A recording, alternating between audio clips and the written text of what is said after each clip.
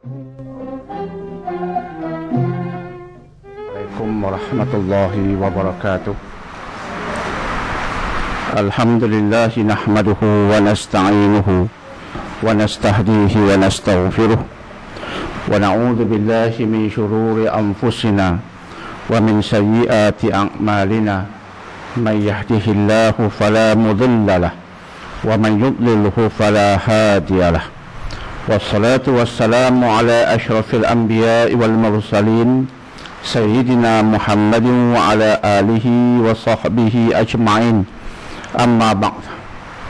Tuan-tuan dan puan-puan, putera-putera dan puteri-puteri Islam yang dihormati lagi dimuliakan, alhamdulillah, lagi sekali kita bersyukur kepada Ilahi yang mengizinkan pertemuan pada hari ini, dan semoga pertemuan kita merupakan pertemuan ibadah dan juga merupakan pertemuan berbentuk zikrullah yang mengingatkan kita tentang Ilahi, yang mengingatkan kita tentang acuan Allah, dan mengingatkan kita tentang kepentingan hidup berdasarkan kehendak-kehendak serta mencari keridhaannya, insya-Allah. Dan kita sering memperingatkan diri kita di sini tentang kepentingan mindset yang kita miliki ini merupakan mindset Islam.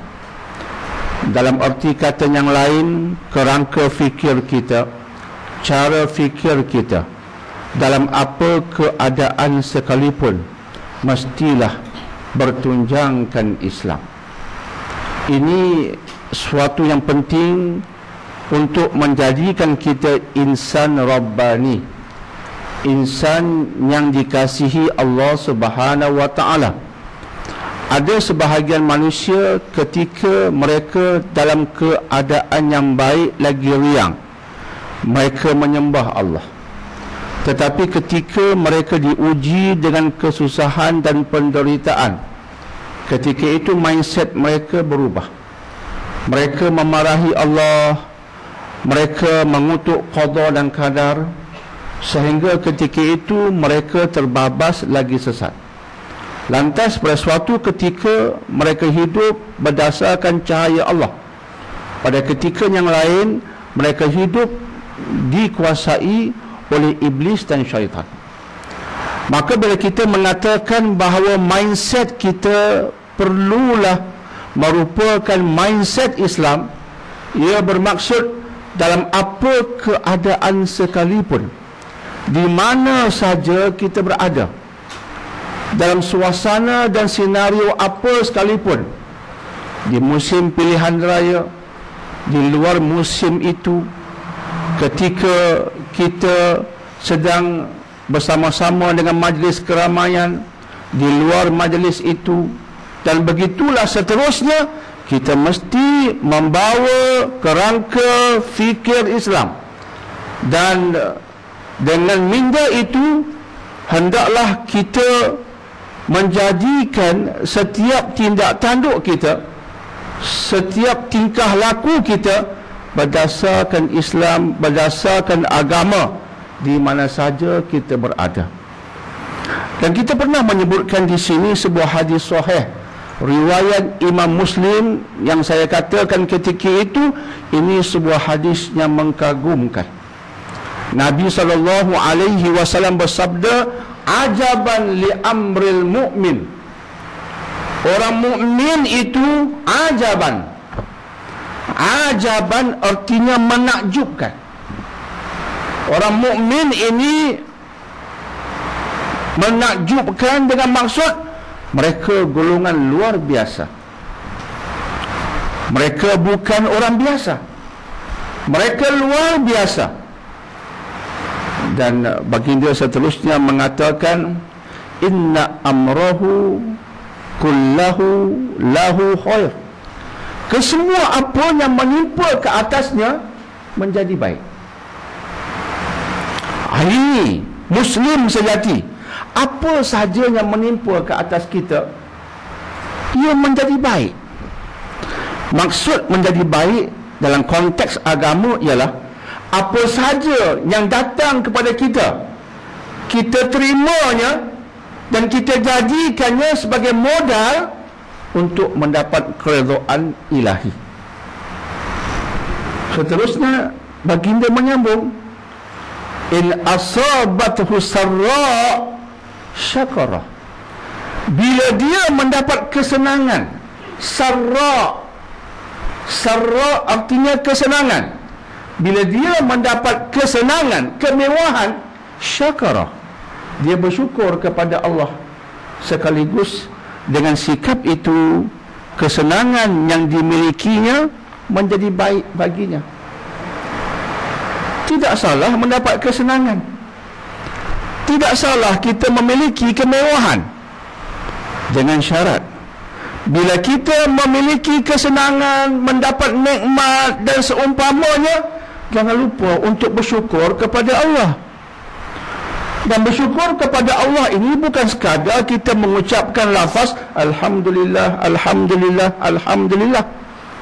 Walaupun itu satu lafaz yang mulia, tetapi tidak cukup sekadar itu.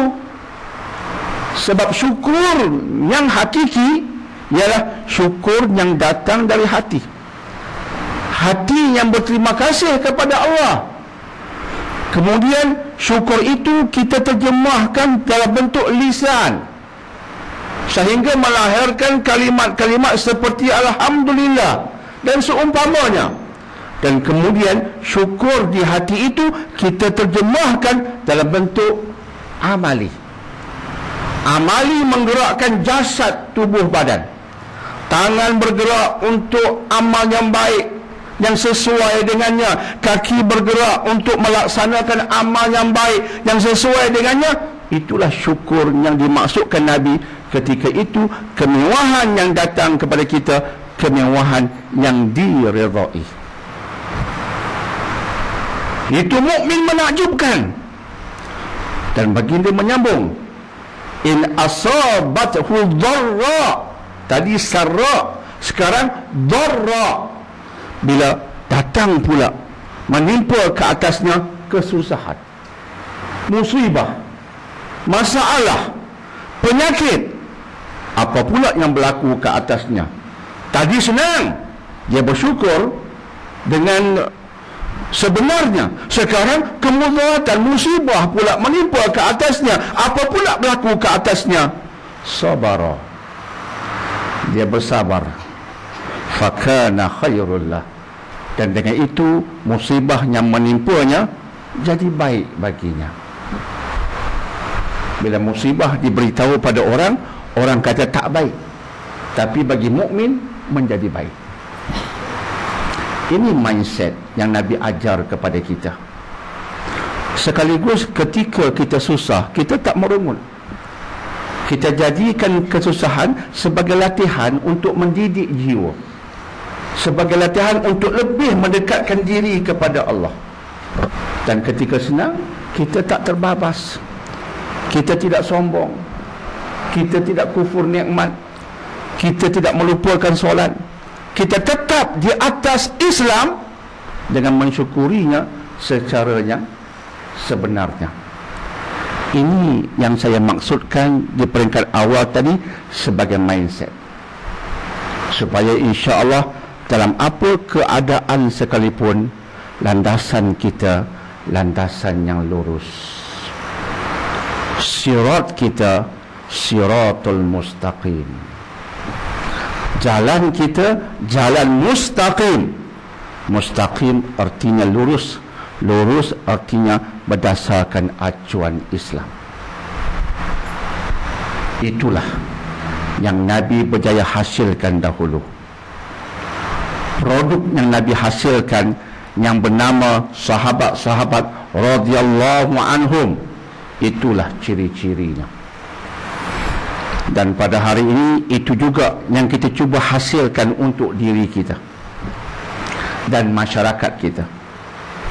Kita sudah jauh daripada kebenaran, sudah jauh daripada ciri-ciri Islam, tetapi kita berusaha semampu boleh untuk menghiaskan diri kita dengan sifat-sifat yang kita sebutkan berdasarkan hadis tadi yang diriwayatkan oleh Imam Muslim rahimahullahu ta'ala.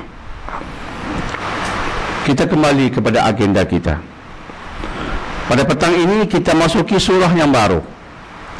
Sebelumnya kita mengkaji surah Al-Lail, surah bertemakan fenomena malam.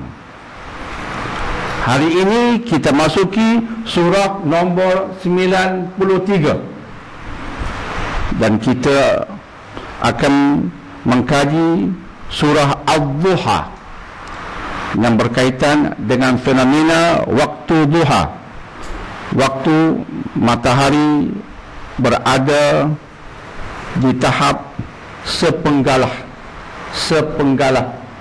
lebih kurang setinggi galah di atas langit, di ufuk langit sana. Itu kita namakan waktu duha, dan tema surah ini ialah Ad-Duha.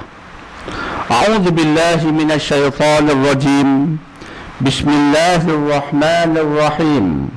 Wad-duha wal-laili idza saja ma wadda'aka rabbuka wa ma qala walal akhiratu khairun laka minal ula walasawfa yu'tika rabbuka fatarda alam yajidka yatiman fa'awa wa wajadaka dhallan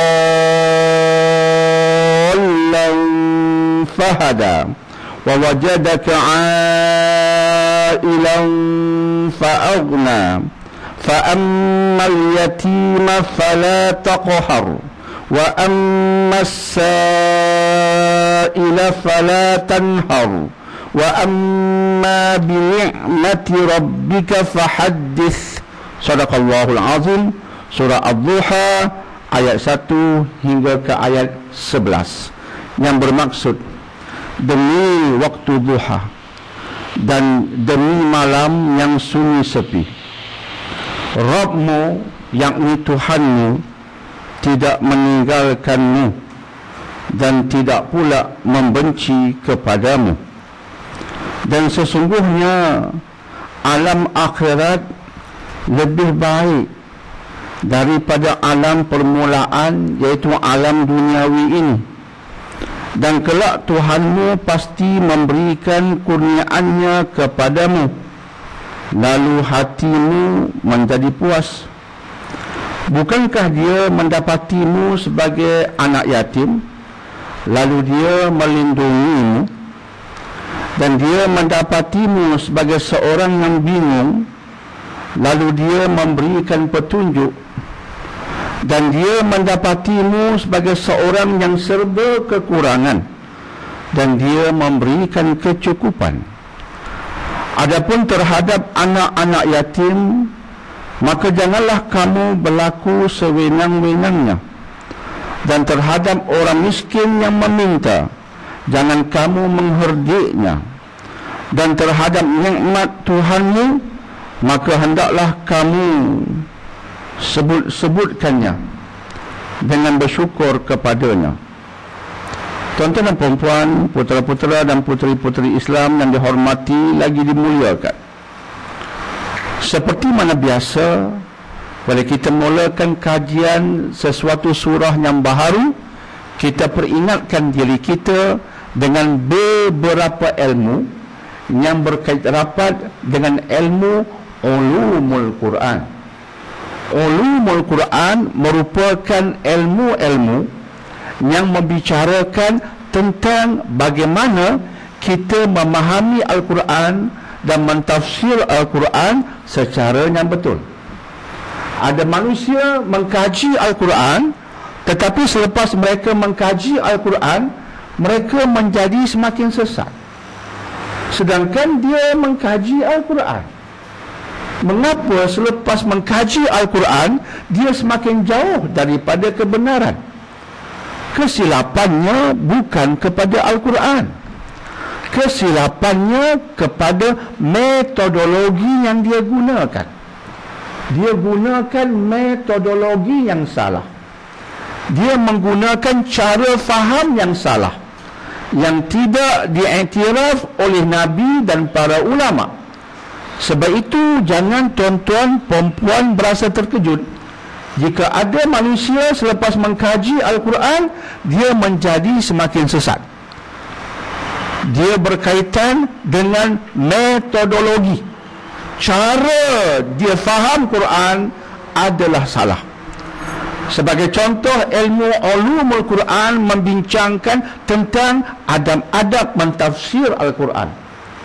Pernah kita sebutkan di sini bahawa ada 3 kategori besar dalam bab mentafsir Al-Quran. Tafsir yang pertama, tafsir yang agung sekali, dipanggil tafsir ar-riwayah, iaitu tafsiran berdasarkan riwayat yang diiktiraf. Apa yang kita sebutkan tentang ayat ataupun kalimat Al-Quran mesti merujuk kepada dalil. Dalil itu secara umumnya kita namakannya sebagai riwayat. Sama ada riwayat daripada Al-Quran, iaitu Al-Quran ditafsirkan dengan menggunakan ayat Al-Quran yang lain, itu tafsir yang terbaik. Ataupun tafsir Al-Quran dengan menggunakan hadis-hadis sahih untuk memahamkan kita tentang ayat yang sedang kita kaji. Ataupun riwayat yang ketiga yang diterima sebagai cara tafsir yang sah ialah menggunakan tafsir para sahabat untuk mentafsir ayat-ayat tertentu. Sebab para sahabat ini orang yang dekat dengan Nabi alaihi salatu wassalam, belajar secara talaqi, belajar secara langsung dengan Nabi.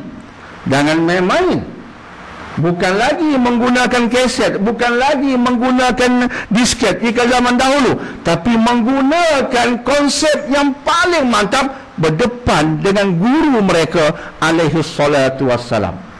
Maka bila kita mentafsir Al-Quran, ini adab nombor 1. Jika adab itu kita gunakan, insya-Allah kefahaman kita akan betul. Itu kategori yang pertama, tafsir ar-riwayah. Tafsir yang kedua dipanggil tafsir ad-dirayah ataupun tafsir ijtihad. Ada ayat yang tidak ada riwayat. Ada ayat yang tidak ada riwayat yang khusus mentafsirkannya. Sebagai contoh, ayat-ayat tentang kejadian alam, ayat-ayat berkaitan dengan lautan, berkaitan dengan cakrawala. Kadang-kadang tidak ada pandangan yang khusus tentangnya. Maka perlu kita mengkaji, perlu membuat research untuk memahaminya. Maka itu dipanggil tafsir ad-dirayah, tafsir ijtihad. Ataupun kadang-kadang maksud yang khusus tidak ada, boleh begitu dan boleh begini. Maka boleh kita berijtihad, berusaha untuk menentukan pendapat yang lebih kuat berhubung ayat tertentu. Berusaha itu dipanggil ijtihad. Usaha untuk menghimpun semua pendapat, maka itu ijtihad. Itu juga diterima. Dan yang ketiganya tafsir al-isyarah, tafsir ilham. Tafsir ilham cukup berbahaya. Sebab itu bila kita sebutkan ramai yang sesat selepas mengkaji Quran, kebanyakannya ialah mereka terjun ke dalam tafsir isyarah, tafsir ilham.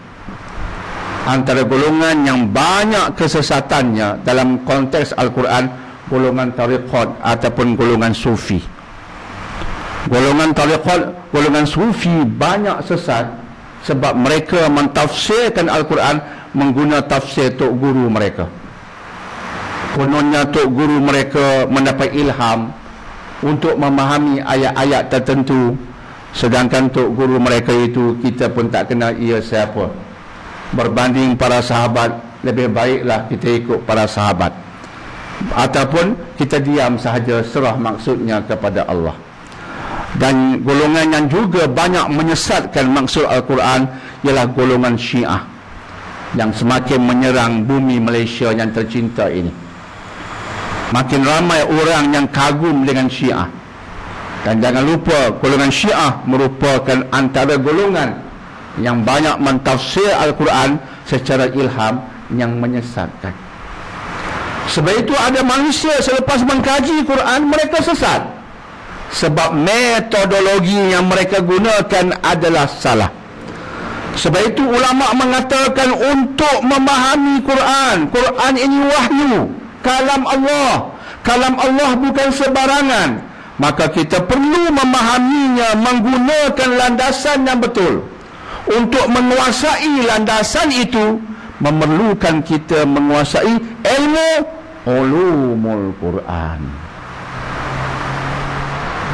Dan telah kita sentuh tadi tentang beberapa kategori mentafsir Al-Quran. Di petang seperti ini saya menggunakan pendekatan yang mudah. Saya bawa sebuah kitab yang sah. Dalamnya sudah ada tafsir mengikut kaedah-kaedah yang kukuh, dan kita hanya memanfaatkan tafsir itu. Jika ada pandangan-pandangannya pelbagai, saya cuba merujuk kitab-kitab tambahan untuk meletakkan kefahaman kita di atas satu pandangan yang lebih kuat. Maka itu semua diiktiraf. InsyaAllah itu pendekatan yang kita gunakan, dan banyak rujukan hari ini banyak merujuk pada tafsir Ibn Katsir. Saya juga menggunakan kitab itu.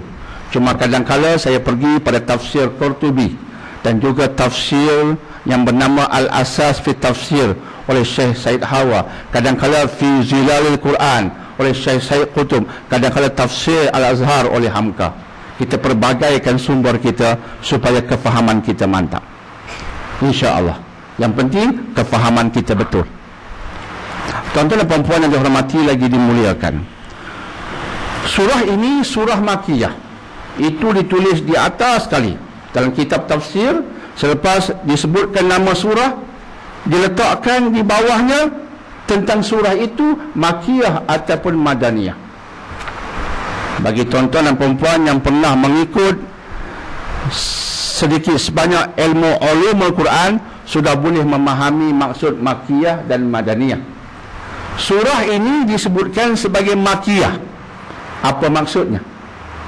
Makkiyah bermaksud surah ini, surah Ad-Duha ini diturunkan sebelum hijrah. Dan jika disebutkan surah ini Madaniyah, ia bermaksud surah berkenaan diturunkan selepas hijrah. Tapi surah ini, surah Makkiyah, diturunkan sebelum hijrah Nabi dari kota Mekah menuju ke Madinah. Ia mengandungi 11 ayat. Dan ia bermula dengan sumpah. Sumpah Allah yang berbunyi Wadduha, demi waktu duha. Waktu duha kita di Malaysia mudah faham. Ada kalimat bahasa Melayu ini yang memang menggunakan kalimat Al-Quran. Sebab itu kita suka supaya bahasa Melayu itu banyak digunakan di negara kita tanpa kita menolak penggunaan bahasa lain.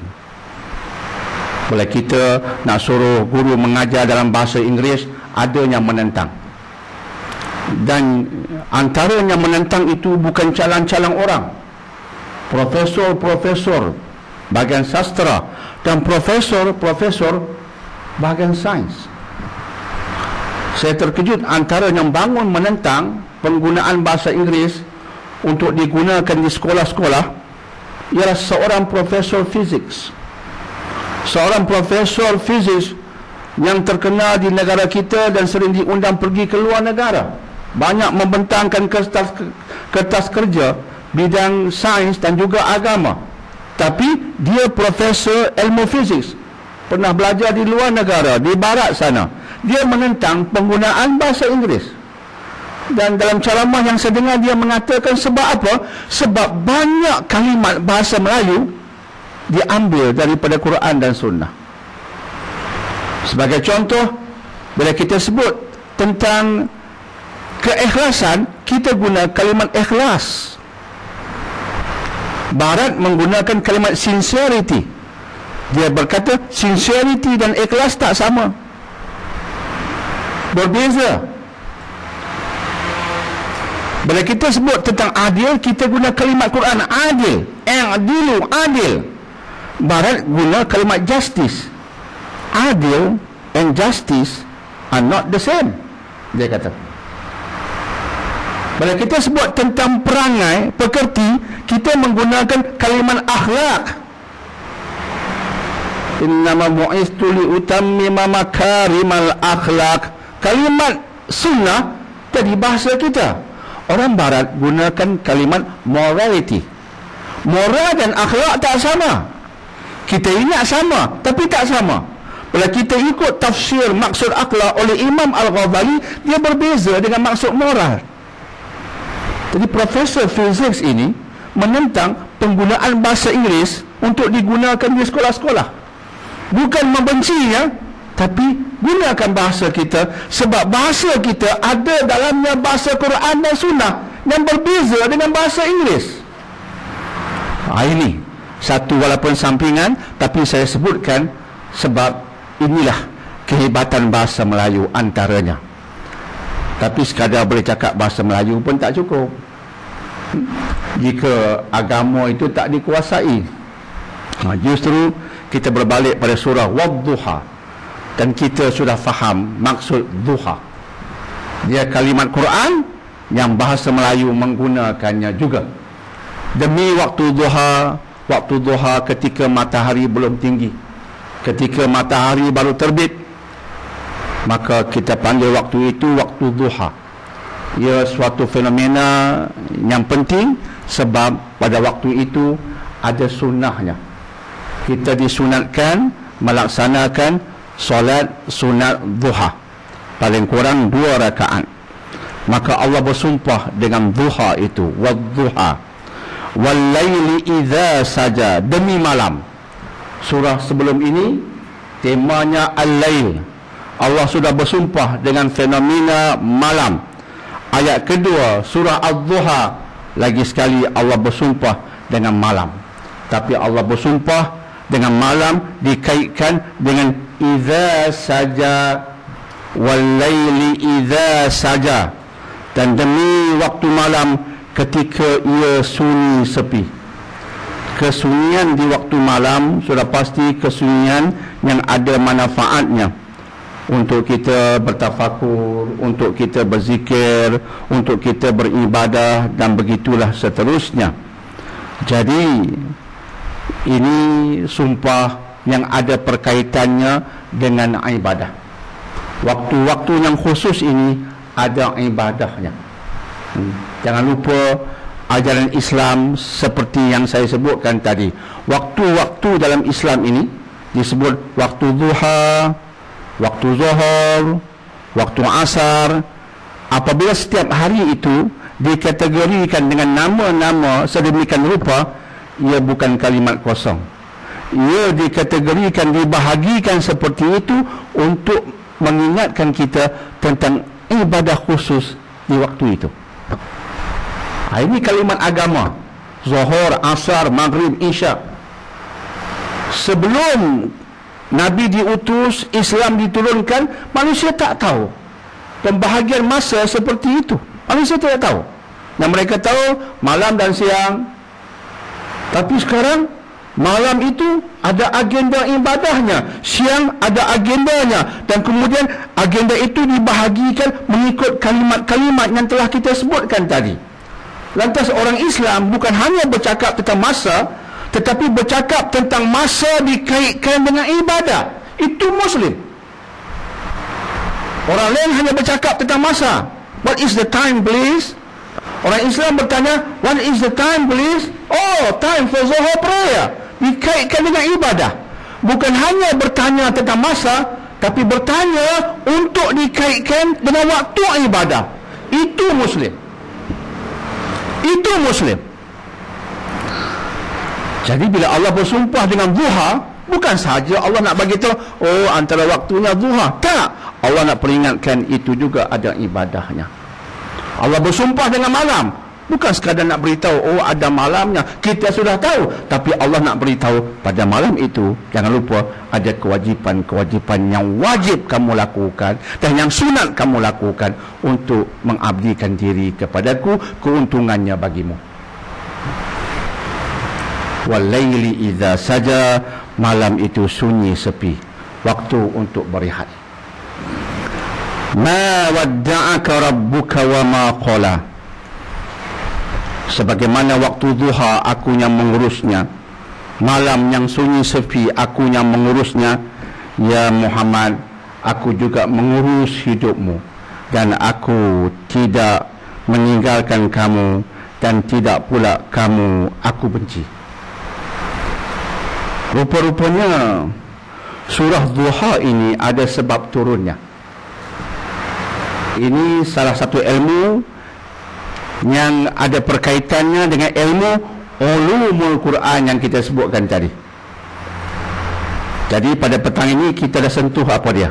Di bawah tajuk besar, subjek besar, ulumul Quran.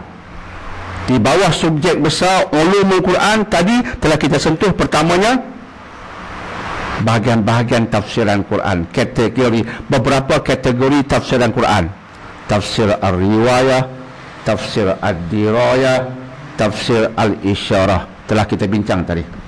Yang kedua, kita bincang makiyah dan madaniyahnya ayat, ataupun makiyah dan madaniyahnya surah. Dalam konteks surah Duha, dia berkaitan dengan surah, dia surah makiyah. Dan yang ketiganya baru kita sebutkan tadi, saya mengatakan surah Al-Duha ini ada sebab turunnya, maka dia berkaitan dengan ilmu asbabun nuzul. Dia berkaitan dengan ilmu asbabun nuzul. Alhamdulillah, bila kita belajar tafsir Quran, banyak ilmu-ilmu tambahan kita dapat. Maka ilmu yang ketiga di bawah tajuk besar ulumul Quran. Saya ulang kalimat itu supaya tuan-tuan perempuan tahu bahawa asbabun nuzul duduk di bawah tajuk besar. Dia bukan terpisah. Saya ulang supaya tuan-tuan perempuan ingat, dia bukan terpencil, dia di bawah tajuk besar. Tajuk besar ulumul Quran, di bawahnya ada tajuk-tajuk kecil. Salah satunya asbabun nuzul. Asbab artinya sebab-sebab, nuzul turun. Bila kita sebut asbabun nuzul, artinya sebab-sebab turunnya ayat, ataupun sebab-sebab turunnya sesuatu surah. Sama. Dalam konteks surah Ad-Duha, kita nak bicarakan sebab-sebab turunnya surah Ad-Duha. Bukan ke semua ayat ada sebab turunnya. Bukan. Ada ayat diturunkan kerana Allah nak turunkan. Tak ada berkaitan dengan isu, tak ada berkaitan dengan insiden, tak ada pertanyaan tertentu yang perlukan jawapan segera. Tak ada. Allah turunkan mengikut kehendaknya. Tapi ada sebahagian Allah turunkan kerana soalan, kerana isu. Apa sebab turunnya surah Ad-Duha? Mengikut Imam Ahmad rahimahullahu ta'ala, meriwayatkan daripada Jundub radhiyallahu an, dia berkata suatu ketika Nabi sallallahu alaihi wasallam sakit sehingga beliau tidak dapat bangun solat malam selama 1 ataupun 2 malam. Lalu datang seorang perempuan. Dia berkata, "Ya Muhammad, aku rasa syaitanmu telah meninggalkanmu." Pastinya wanita itu kafirah, wanita kafir. Wahyu tak turun, Nabi tak bacakan ayat Quran. Jika Nabi bacakan, ia dibacakan sebab baru turun, Nabi akan sampaikan. Tapi suatu ketika Nabi diam, dan Nabi pun tak sihat, dan seolah-olahnya, "Ya Muhammad, aku rasa syaitanmu telah meninggal kamu." Dalam kitab ini disebutkan antara pendapat ulama mengatakan kalimat syaitanmu itu bermaksud malaikat. Wanita kafir ini mengatakan malaikatmu yang menyampaikan ayat-ayat selalu itu, dia syaitan lah. Nampak syaitan tak datang nampaknya. Perli Nabi alaihi salatu wassalam.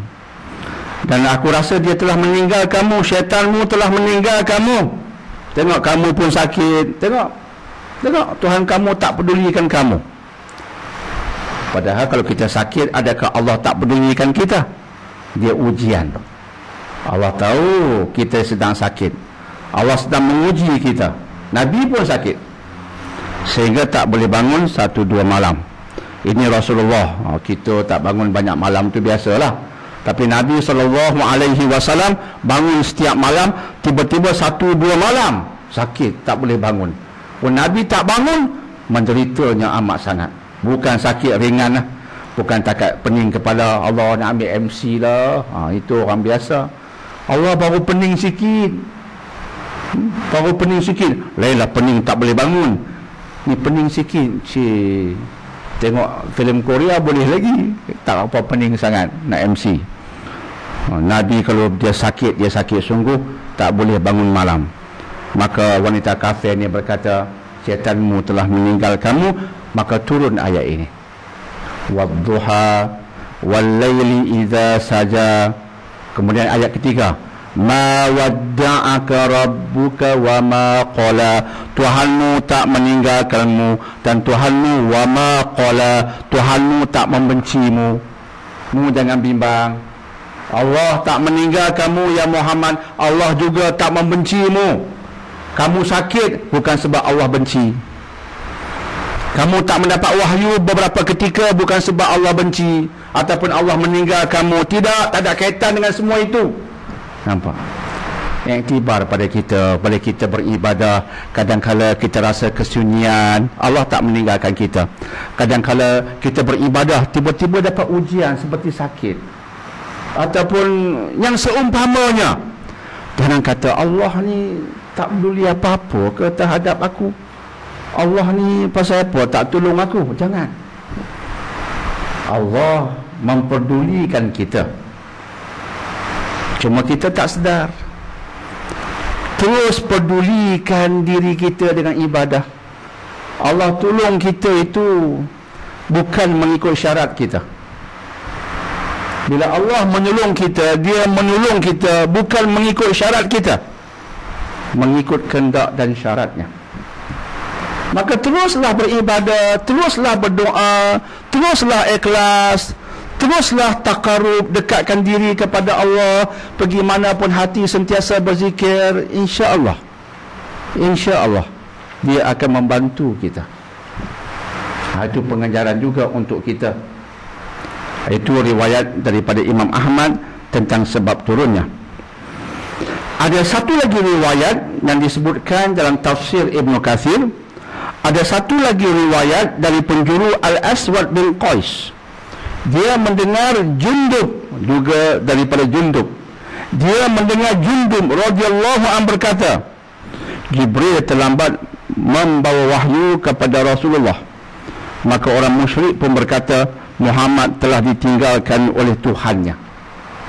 Berkemungkinan semua ini berlaku serentak. Jadi bila suatu ketika wahyu itu kelewatan sedikit, orang kafir secara umumnya berkata, oh Tuhan Muhammad telah meninggalkan Muhammad. Di samping wanita tadi juga berkata lebih kurang sama kepada Rasulullah berkaitan isu lebih kurang sama.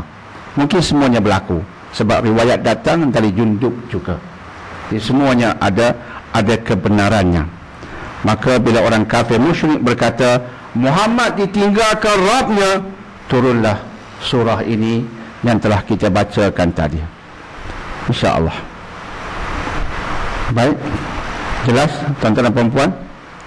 Lantas surah ini ada sebab turunnya, dan telah kita ceritakan sebab-sebab turunnya sebagaimana dinukilkan dalam kitab Tafsirul Quran Al-Azim oleh Imam Ibn Kathir rahimahullahu ta'ala. Apa yang paling penting ialah Nabi SAW merupakan seorang Rasul. Seorang Rasul itu seorang yang memiliki sifat-sifat wajib yang teramat mulia. Dengan sidiknya, dengan benarnya, ketinggian amanahnya, tak mungkin Allah melupakan peribadi seperti itu. Dan kita nak mencontohi Nabi, maka kita juga nak tinggikan ciri amanah kita.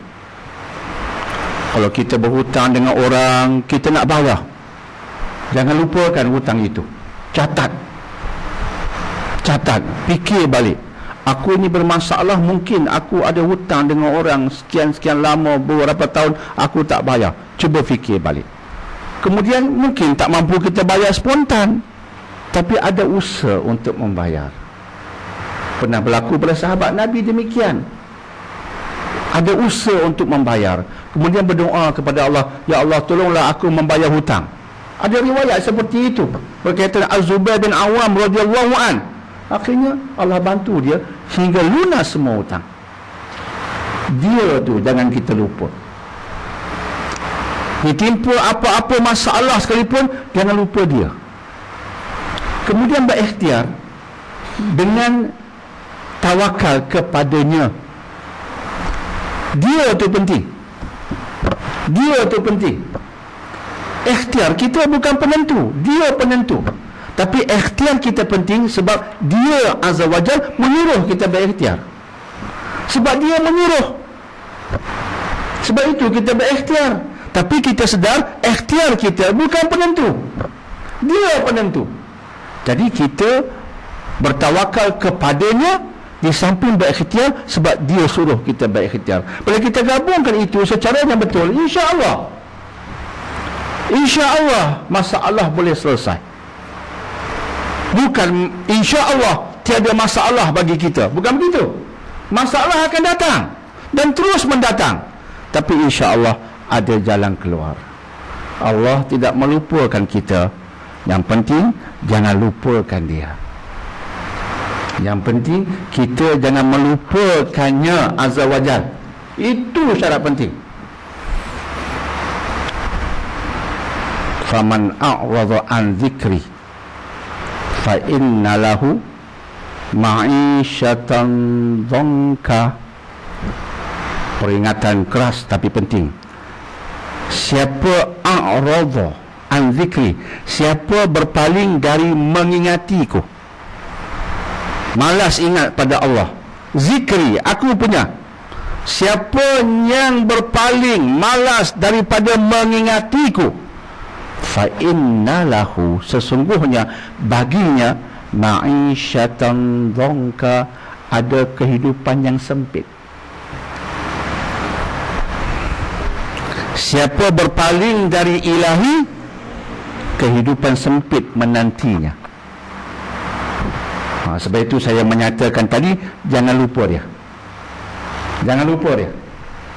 InsyaAllah bila kita tak melupakan dia, dia tak melupakan kita, insyaAllah. Jangan bimbang. Banyak ayat yang seumpama itu. Clear, insyaAllah ya. Jadi semua itu iktibar berkaitan firman Allah ke atas Nabi, ma wadda'aka rabbuka wa ma qala. Tuhanmu tidak meninggalkanmu dan Tuhanmu tidak membencimu. Seterusnya kita masuki ayat nombor 4. Walal akhiratu khairul laka minal ula.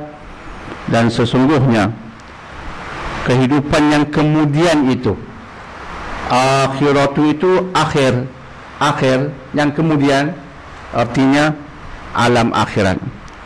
Khairul laka minal ula, lebih baik daripada yang ula.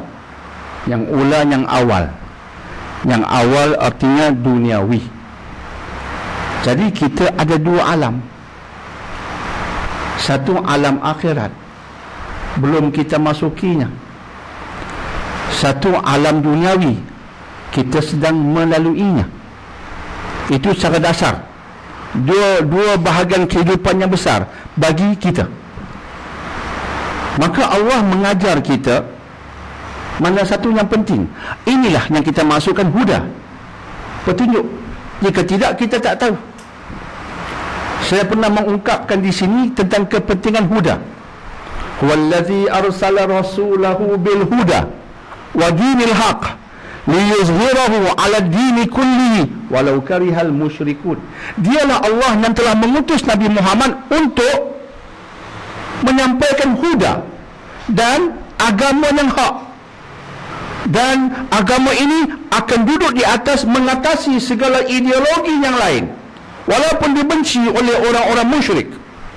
Mereka tak suka Islam bersinar di atas, tapi itulah yang Allah kehendaki dia berlaku walaupun kamu membencinya.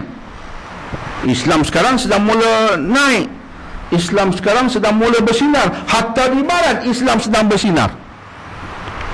Orang yang pernah memusuhi Islam dengan ketatnya hari ini Muslim sejati. Brother Yusuf Estes, Profesor Jeffrey Lang, ramai seumpamanya yang sudah memeluk Islam, sedangkan sebelum ini mereka menentang Islam. Berubah dengan luar biasa sekali, sedang bersinar di barat walaupun dibenci oleh orang kafir yang lain. Membencilah, tapi Allah tetap akan menetapkan Islam berada di atas sekali. Maka Allah mengatakan Rasul Nabi Muhammad diutus untuk membawa agama yang hak itu dan untuk menyampaikan huda. Huda artinya petunjuk ilahi. Banyak benda kita tak tahu. Tadi waktu solat baru faham Zuhur, Asar, berdasarkan petunjuk ilahi. Berdasarkan petunjuk ilahi. Dan sekarang kita faham pula, oh, ada dua alam. Baru kita sedar akhirat wujud. Ramai manusia menentang kebangkitan semula, tapi Allah kata kebangkitan semula pasti. Kita tahu sebab ada petunjuk ilahi berdasarkan Quran. Jika tidak, kita pun tak tahu. Oh, ada kebangkitan semula, ya. Ya, sebab Rasul menyampaikan. Dan kemudian antara dua alam itu, mana satu lebih penting? Allah beri petunjuknya kepada kita dengan jawapan walal akhiratu khairul laka minal ula. Akhirat lebih baik daripada hidup duniawi. Sekaligus yang tersirat, jika nak kejar, kejarlah yang lebih baik. Itu minda manusia. Mu nak mana satu? Kita pun tanya, which one is much better? Mana satu lebih baik? Yang ni lagi bagus, tahan 5 tahun. Ini tahan 5 tahun. Yang tu sebulan tak tahu lagi. Terus kita tak pandang dah yang boleh rosak sebulan tu, fokus yang 5 tahun. How much is that? Kena. Dengan manusia kena lah, tapi dengan Allah tak kena apa. Jadi Allah kata kejar yang lebih baik. Yang lebih baik tu apa dia? Akhirat. Tapi nak kejarnya kena gunakan dunia itu saja. Bukan kejar akhirat di akhirat tak. InsyaAllah kami akan mula mengejar, menghimpun insyaAllah pahala di sanalah. Tak boleh. Petunjuk Allah kata lain. Petunjuk kata sana lebih baik, kejarlah yang lebih baik. Tapi nak kejar dia ialah dengan cara menggunakan dunia untuk mendapat yang di sana. Maka untuk mendapat kebaikan di sana, mulakan di dunia. Untuk itu di dunia ini buat sebagaimana yang aku suruh. Itu petunjuk Allah. Membuat sebagaimana yang aku suruh, di sana mendapat yang terbaik. Itu saja. Apa yang kamu suruh ya Allah, dasarnya illallazina amanu wa amilus solihat. Dasarnya dua, iman amal soleh, iman amal soleh, iman amal soleh, iman amal soleh. Mudah ingat ya Allah, mudah ingat. Nak buat nanti pening kepala. Simple. Siapa kata agama Islam susah? Iman amal soleh mudah. Itu syarat utamanya. Ya, percaya kemudian disusuli dengan amal. Amal bukan sebarang amal, soleh. Soleh artinya ikut cara yang Nabi ajar. Bukan amal yang kamu suka, amal yang Allah suka. Ikut amal yang kita suka, kalau boleh tak ndaklah sembahyang sehari 5 kali, terutamanya sembahyang subuh. Ya Allah, mu kata yang penting amalkan. Ialah buatlah apa saja yang kamu suka. Tak begitu. Buat mengikut apa yang aku suka. Aku suka mu bangun subuh. Walaupun peti bunyinya menakutkan. Semalam petiang hebat, saya ditipu, bergegar hotel, terkejut kita. Ada ceramah di sana sampai tengah malam, dia tak balik. Uish, hujan pun lepas, tapi kena juga bangun solat. Tak boleh kata ya Allah, tak boleh bangunlah sebab turun hujan, buat apa? Tak, bangun juga, tunaikan juga kewajipan. Aku suka demikian, kena buat juga. Suka tak suka kena buat juga. Itu yang Nabi ajar kepada kita, kita hanya mengikut. Maka dunia tempat semayan. Akhirnya keluarlah kalimat-kalimat hikmah oleh para ulama berdasarkan nas ini. Dunia tempat semayan, akhirat tempat kita menuai, tempat tuaian. Dunia tempat semayan, akhirat tempat tuaian. Sebab itulah kita perlu nampak baik di dunia. Jadi di musim pilihan raya ni kena kona sikit. Di musim pilihan raya ini, di khutbah saya seminggu dua ini, itu tema saya. Tema saya apa dia? Nak peringatkan di musim pilihan raya ini, jangan tambahkan tung-tung dosa besar. Jangan tambahkan tung-tung dosa besar. Masukkan undi dalam tung tak apa. Jangan tambahkan tung-tung dosa besar. Dan jangan buka akaun dosa besar. Jangan buka akaun dosa besar di musim pilihan raya. Buka akaun amal soleh. Buka akaun amal soleh supaya akhirat kita selamat. Akhirat kita selamat. Musim pilihan raya, musim yang cukup mudah kita melakukan dosa besar. Cukup mudah.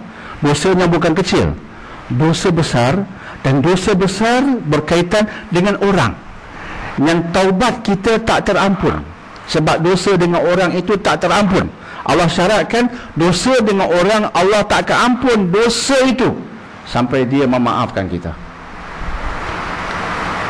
Bertaubatlah hingga mengeluarkan air mata darah sekalipun, jika manusia yang kita buat kesalahan ke atasnya itu tidak memaafkan kita, di akhirat masuklah mahkamah Allah untuk diselesaikan, dan alangkah menggerunkan mahkamah itu. Mahkamah dunia pun dah menggerunkan. Kenapa mahkamah datang sorak saman? Ush, Allah sudah menakutkan. Orang saman you, saman. Menakutkan, saman. Ini mahkamah Allah lagi menakutkan. Jadi kita perbanyakkan amal soleh di musim pilihan raya. Banyakkan amal soleh, banyak berdoa, banyak berfikir. Jika ada orang yang suka menyebarkan fitnah, tegur dia. Itu pun amal kita. Jangan orang sebarkan fitnah, kita pun terus forward dengan satu jari. Pilih nama Dr. Daniel pun perlu tahu ni. Fitnah, kita forward fitnah, upload ke Facebook pula. Siap. Dosanya bukan kecil, dosanya besar. Tambah pula dengan video lucah nak menjatuhkan orang lain. Siaplah. Siaplah api menyala dengan nyalaan yang dahsyat di musim pilihan raya kalau kita tak berhati-hati. Sebab itu bila kita balik pada Quran di petang seperti ini, kita dapat tazkirah daripada Allah. Tazkirah daripada Allah. Ingat akhirat. Ingatlah akhirat. Duniamu biarlah dunia yang menguntungkan akhirat, bukan dunia yang menghancurkan akhirat. Maka bila kita hidup contoh di musim pilihan raya berdasarkan tazkirah Allah, kita berhati-hati. Kita tak hanyut, kita tak tertipu, insya-Allah. kita tunaikan tanggungjawab dan pahala kita meningkat. Sebab kita utamakan bukan fitnah di musim pilihan raya, kita utamakan amal soleh berterusan sehingga di musim pilihan raya, tak berhenti, non-stop. Sebab akhirat lebih utama. Itu tazkirah Allah kepada kita. Walal akhiratu khairul laka minal ula. Sesungguhnya akhirat lebih baik bagimu daripada kehidupan yang awal, iaitu di dunia ini. InsyaAllah. Ada sebuah hadis yang menarik. Hadis ini diriwayatkan oleh Imam Ahmad dan disampaikan kepada kita melalui sahabat yang bernama Abdullah bin Mas'ud radhiyallahu an. Beliau berkata, Rasulullah sallallahu alaihi wasallam tidur di atas tikar yang kasar. Tidur atas tikar yang kasar. Nabi yang agung. Kita atas tilam dreamland. Atas tilam dreamland. Dan low pillow, bukan Mopiko, dan low pillow. Oh, dreamland. Tidur tanpa gangguan. Yang tukang iklan pun bagi tahu, tidur tanpa gangguan, tanpa diganggu sampai terlajak subuh lah kira. Kita pun beli dreamland. Berapa harga? 385. Beli. Oh, tidur. Nabi tidur lah, tak ada dreamland ke atas tikar kasar. Tidur juga, minyak juga, sampai berbekas di belakang. Nabi bangun tidur, siapa tengok belakang Nabi ketika Nabi bangun tidur, oh, berbekas belakang. Tikarnya kasar. Bukan tilam yang empuk, tikar kasar. Bila baginda bangun alaihi salatu wassalam, kata Abdullah bin Mas'ud, aku pun tengok bekas belakang, aku pun gosoklah. Gosok bau, kata sahabat Nabi. Dan aku berkata, ya Rasulullah, mengapa engkau tak beritahu kami? Boleh juga kami bentangkan untuk baginda tidur di atas tikarnya lebih empuk. Oh, sahabat cadangkan. Kesian tengok Nabi ni, ya Rabbi, bangun tidur belakang tu, ya Rabbi, berbekas. Sahabat datang gosok, mungkin sakit. Nabi tak beritahu. Kami nak berikan satu tikar lebih baiklah, ya Rasulullah. Kalau kita macam mana? Alhamdulillah. Buat mai lah. Kalau boleh malam esok lah. Ramai cepat-cepat lah. Tosah lambat sangat. Ni merana lama dah ni. Kalau kita kan. Tapi Nabi kata apa? Nabi kata, mali walid dunia. Apa kaitan aku dengan dunia? Ya Rabbi, mali walid dunia. Apa artinya dunia bagiku? Terjemahan lagi satu. Apa kaitan aku dengan dunia? Susah nak faham. Apa kepentingannya bagiku? Apa artinya dunia bagiku? Sebab perumpamaan diriku dan dunia ini seperti seorang pengembara yang bernaung di bawah satu pohon, lalu dia akan meninggalkan pohon itu. Itulah aku. Itu petunjuk. Nak nampakkan dunia macam mana? Allah kata akhirat lebih utama. Jadi Nabi tidur atas tikar. Tikar tu dunia. Bagi Nabi dah okey, dah lah tikar. Bukan atas batu kasar pun, dah ada tikar pun. Cuma tikar tak elok.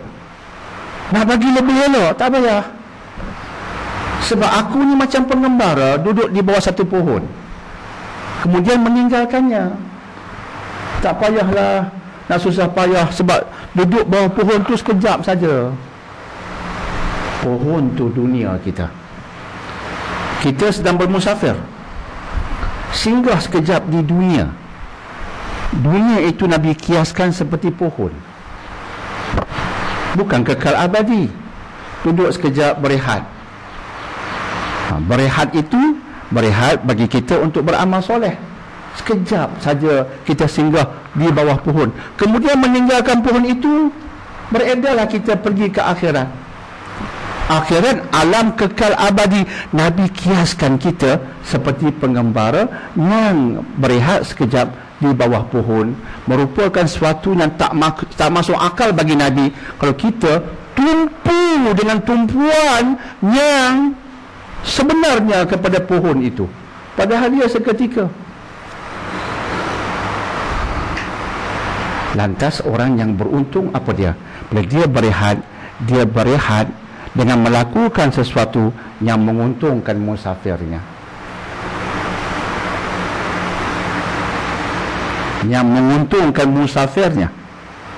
apatah lagi musafirnya itu membawanya ke satu destinasi yang kekal abadi. Maka apa yang nak kita bawa untuk menguntungkan musafir kita? Itu yang kita sebutkan tadi, berdasarkan wahyu ilahi, iman dan amal soleh. Iman dia kompas, kena percaya dengan sesuatu, dan sesuatu yang kita imani itu kita imani dengan yakin sebab hujah. Kita imani dengan yakin sebab hujah. Quran ni hujah, disampaikan oleh Muhammad sallallahu alaihi wasallam. Muhammad ini al-amin, tidak pernah berdusta, walaupun sekali sentiasa bercakap yang hak. Itu Muhammad yang menyampaikan, dan bukan sekadar dia yang al-amin itu menyampaikan, dia sendiri beramal mengalahkan orang lain yang menampakkan dia bukan penipu. Beribadah malam hingga bengkak kaki, penipu tak buat demikian. Tidur atas tikar kasar nak digantikan dengan tikar yang baik, tak perlu. Itu bukan kerja penipu. Ini kerja orang yang yakin bahawa keyakinannya itu yang dia sampaikan itu hak. Dan kita yakin dengan hujah itu, dalil itu. Ini al-amin, dia beramal mengalahkan orang lain. Nak diberikan kesenangan, dia tolak. Padahal dia pemimpin, boleh ambil kesempatan. Wahai sahabatku, aku nak buah anggur, mesti sahabat nak tolong. Apa lagi yang baginda mau, apa lagi yang Rasul mau bagi tahu, kami akan usahakan. Tapi tak pernah sebut demikian. Bab dunia, sahabat nak beri, tak payah. Tak ambil kesempatan. Ini pemimpin tak ambil kesempatan. Apa buktinya? Bukti seperti yang kita dengar tadi. Jadi ini kerja penipu kah? Kita berfikir. Nak percaya ni bukan senang. Kena fikir, ini kerja penipu kah? Kalau orang bagi tahu pada kita begitu begini, kita tertanya, boleh pakai ke dia ni? Tertanya kan? Musim pilihan raya berucap kan, cik, a'udzubillahi minasyaitanir rajim, boleh pakai ke ni? Dia berlindung dengan syaitan ke dia syaitan? Ni bakal YB ni boleh pakai ke? Dengan Nabi kita tanya demikian, Nabi Muhammad ni boleh pakai ke? Quraisy kata dia al-amin.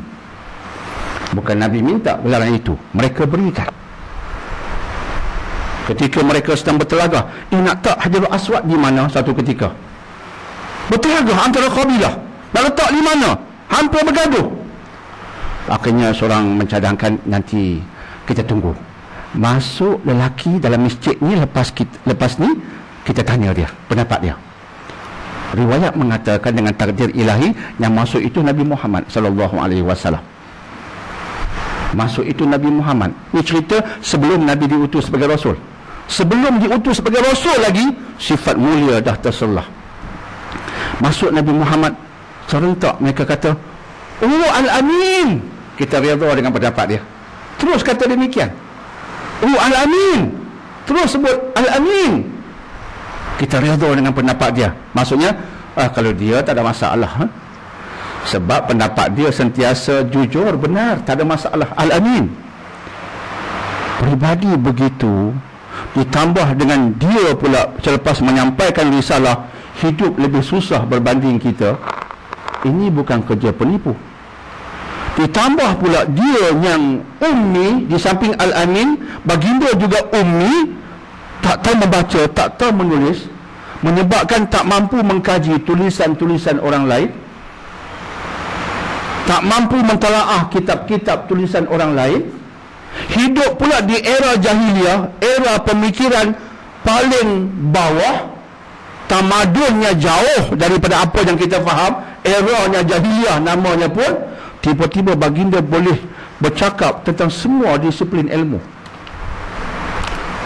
bercakap tentang wasiat, warisan pusaka, bercakap tentang pembinaan sebuah keluarga, bercakap tentang bagaimana mendidik anak, bercakap tentang ciri-ciri kepimpinan, bercakap tentang hubungan orang Islam dengan non-Muslim, bercakap tentang bagaimana mengurus harta benda, bercakap tentang aspek alam dan cakrawala.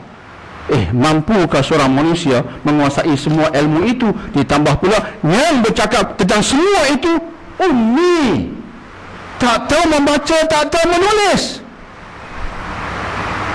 tak mengkaji kitab-kitab terdahulu, tiba-tiba boleh menceritakan kisah Nabi-Nabi terdahulu dengan detail. Ada ceritanya tak pernah diketahui di zaman baginda, hanya diketahui kemudian benar. Di zaman baginda siapa pun tak tahu kisah Haman sebagai contoh, Haman bumi Mesir, tak ada. Bible pun tak bercakap tentang Haman di Mesir. Dunia ketika itu tak tahu Haman tu wujud. Nabi seorang bercakap tentang Haman, kemudian baru orang tahu dia ada, betul. Ini bukti. Sebelum kita percaya, nak kaji. Akhirnya, subhanallah, dia benar. Maka kita yakin dengan baginda. Bila kita yakin dengan baginda, itulah iman. Illallazina amanu, selesai. Yang selamat, yang beriman, disusuli amal soleh. Itu tiket ke akhirat. Itulah tiket ke akhirat, tiket ke syurga. Mesej ini nak kita perturunkan. Kuatkan keyakinan. Jika sekali-sekala datang keraguan, wajib dengan segera mencari hujah untuk menguatkan semula keyakinan. Wajib. Susuli dengan amal soleh semua ketika. InsyaAllah, InsyaAllah Allah tolong kita.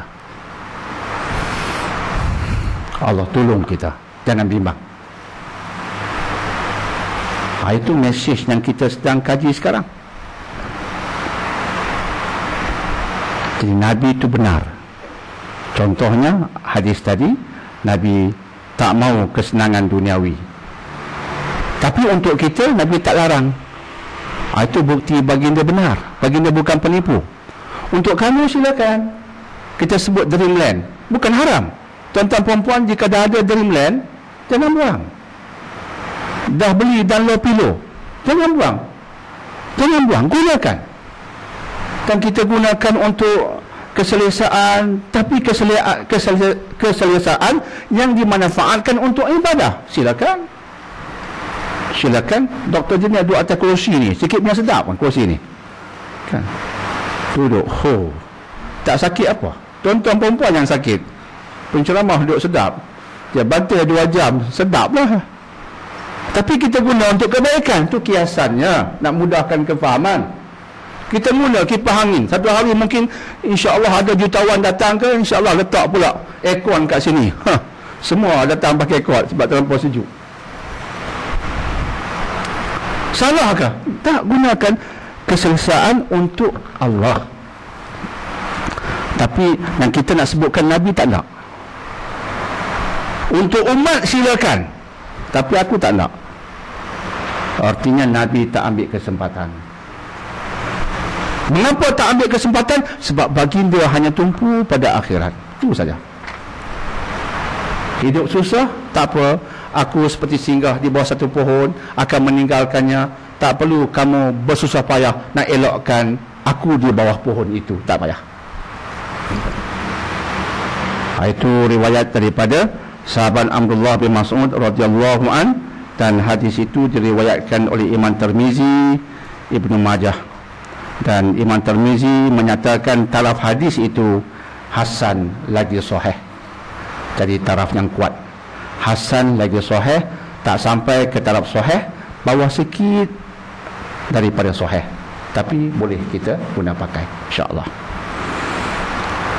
Okey, tuan-tuan dan puan-puan, jadi itulah penekanan pada kita.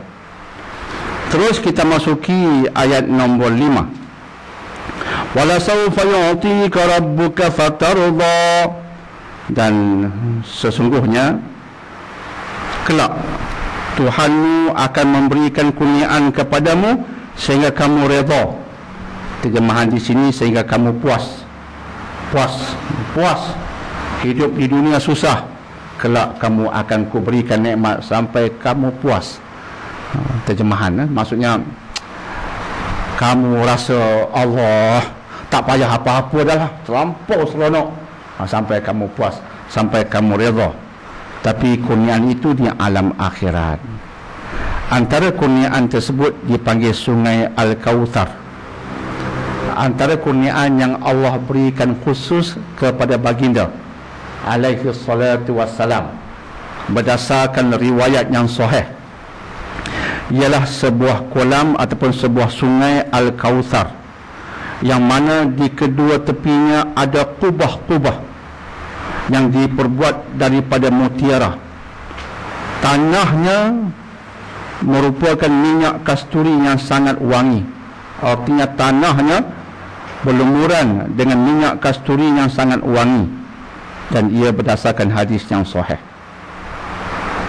Itu sungai Al-Kautsar. Jadi dia punya wangi macam minyak kasturi, dan sudah pasti sekali minum tak dahaga sampai bila-bila. Dan dia cantik, kiri kanannya ada kubah diperbuat daripada mutiara, cantik. Kita pun tak terbayangkan semua itu, cuma hadis menceritakan tentang kurniaan. Dan bila Allah kurniakan di akhirat, ia bukan calang-calang. Ada hadis mengatakan kurniaan di akhirat merupakan sesuatu yang mata tak pernah melihat, telinga tak pernah mendengar, hati tak pernah merasa. Tak boleh faham. Tuan-tuan, perempuan, tak boleh faham. Sebab mata tak pernah melihat. Punya cantik, mata tak pernah melihat. Punya cantik. Saya pernah ceritakan seorang syekh dari Palestin singgah Malaysia, dibawa pergi ke Kedah. Kemudian dibawa beliau pergi makan-makan, bersantai di tepi sungai, di Bukit Hijau, bersantai-santai. Dia duduk, dia punya kagum. Dia kata apa? Dia Al-Hafiz. Saya bertemunya di sebuah kenduri di Kedah. Kebetulan dia sampai, saya pun sampai. Terus kami pun diperkenalkan, kami pun berdakapan, tanya khabar, makan bersama, minta Syekh tu berdoa untuk saya yang kerdil ini. Kemudian saya tanya Syekh datang kenapa, dia dari Palestin, nak ceramah tentang Palestin, dan dia juga pakar Al-Quran. Malam ini saya akan berceramah katanya tentang bagaimana nak hafaz Al-Quran cara mudah. Saya nak ajar mereka. Saya kata pada sahabat saya, tolong rakam, saya nak manfaatkan ceramah Syekh ini. Saya tak sempat nak hadir, tolong rakam untuk saya. Kemudian dia ceritakanlah, rupanya pergi sungai di Bukit Hijau itu, baru dia mula faham firman Allah tentang syurga yang mengalir di bawahnya sungai-sungai. Dia kata, aku baru mula nak faham. Bila Allah kata punya cantik, aku datang pertama kali tengok sungai Bukit Hijau, duduk di Palestin. Mana nak sempat tengok sungai yang airnya damai, duduk kena bom. Datang Bukit Hijau, duduk dengar deruan air. Agaknya beginilah syurga. Dia punya kagum. Kita tengok buat duduk je kan Bukit Hijau, tengok gitu je, duduk komplain ada. Tapi dia bayangkan itu macam syurga. Itu baru sikit. Manusia dah kagum. Kita mungkin kena pergi tempat lain pula. Mungkin pergi tempat lain ke Switzerland, ke mana-mana kan, yang alamnya semula jadi, kita pun terkejut. Tak macam Bukit Hijau. Dia kagum dengan Bukit Hijau, kita kena pergi tempat lain. Jadi Allah tunjukkan sikit-sikit. Tapi di sana punya cantik, matamu tak pernah melihat, Suara di sana telinga tak pernah mendengar. Macam mana no? Ada lagu orang menyanyikan, kita terpegun, hui, sedap lagu dia, sedap lagu dia.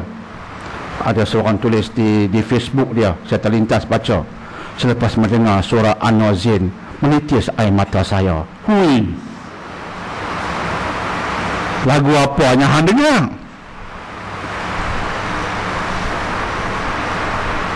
Itu baru suara. Sampai dengar orang menyanyi menitis air mata. Hui, dahsyat, power. Tapi di sana telinga tak pernah mendengar. Punya indahnya, hati tak pernah merasa.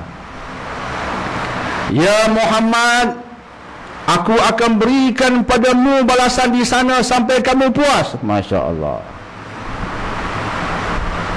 Kita pun demikian juga, walaupun tak setinggi baginda, tapi jika masuk syurga, ya Rabbi. Ada hadis mengatakan kurniaan yang paling rendah di syurga. Ada sebuah hadis menceritakan itulah orang terakhir masuk syurga. Hadis Tirmizi meriwayatkan orang terakhir itu ketika nak masuk syurga, muka dia dihadapkan bukan ke syurga. Syurga belah sana, dia dihadapkan ke lain. Dia buat dosa, dihukum, tapi akhirnya ke syurga, mata dihadapkan ke lain, orang terakhir. Dia kata, ya Allah, kalau boleh hadapkan wajah aku ke syurga pun jadilah. Jadilah. Tak nampak syurga ni, rasa tak seronok sungguh. Tak apalah, hadapkan aku tengok syurga, cukuplah. Allah makbul. Dia pun dihadapkan tengok syurga, meleleh air liur. Tadi kata jadilah, tengok pun tak apa dah. Kemudian, ya Allah, boleh tak bagi dekat sikit? Hadis Tirmizi, cara cerita tu, boleh tak bagi dekat sikit? Allah makbul. Dia dekatkan. Dia dengar. Dia dengar suasana, ya Allah punya syahdu. Ya Allah, nak minta satu lagi, boleh bagi masuk tak? Memang dia berhak masuk, tapi Allah nak cerita begitu, orang terakhir. Dan kata Nabi, syurga yang paling rendah, paling kita kata bahasa utara ni, koman lah, paling koman, ialah kurniaan yang seumpama dunia dan seisinya. Paling koman, paling koman, macam kesenangan dunia dan seisinya. Yang terbaik di dunia bab ini apa dia? Habis itu. Yang terbaik di dunia tentang buah ini ada kat mana? Habis itu. Paling koman. Orang lain dapat lebih lagi. Subhanallah. Sebab itu Allah kata, wal akhiratu khairul laka minal ula. Sebab itulah kita tak maulah dengar benda-benda merepek di musim pilihan raya yang menghancurkan amal soleh kita. Tak mau.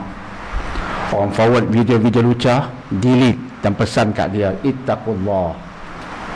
Wahai manusia, bertakwalah kamu kepada Allah, takutlah dengan api yang menyala-nyala bagi kita kalau kita tak jaga. Peringatkan. Peringatkan. Berada Facebook, peringatkan. Wahai mereka di musim pilihan raya, takutlah dengan neraka yang apinya menyala-nyala. Jangan buat kerja yang meningkatkan dosa. Jangan buka akaun dosa besar. Jangan perbanyakkan tung-tung dosa besar. Ini kami dapat dalam tazkirah kami hari ini berdasarkan surah Ad-Duha. InsyaAllah. Jadi itulah Nabi SAW. Jadi tuan-tuan dan perempuan yang dihormati lagi dimuliakan, petang ini kita ambil sekadar itu dahulu.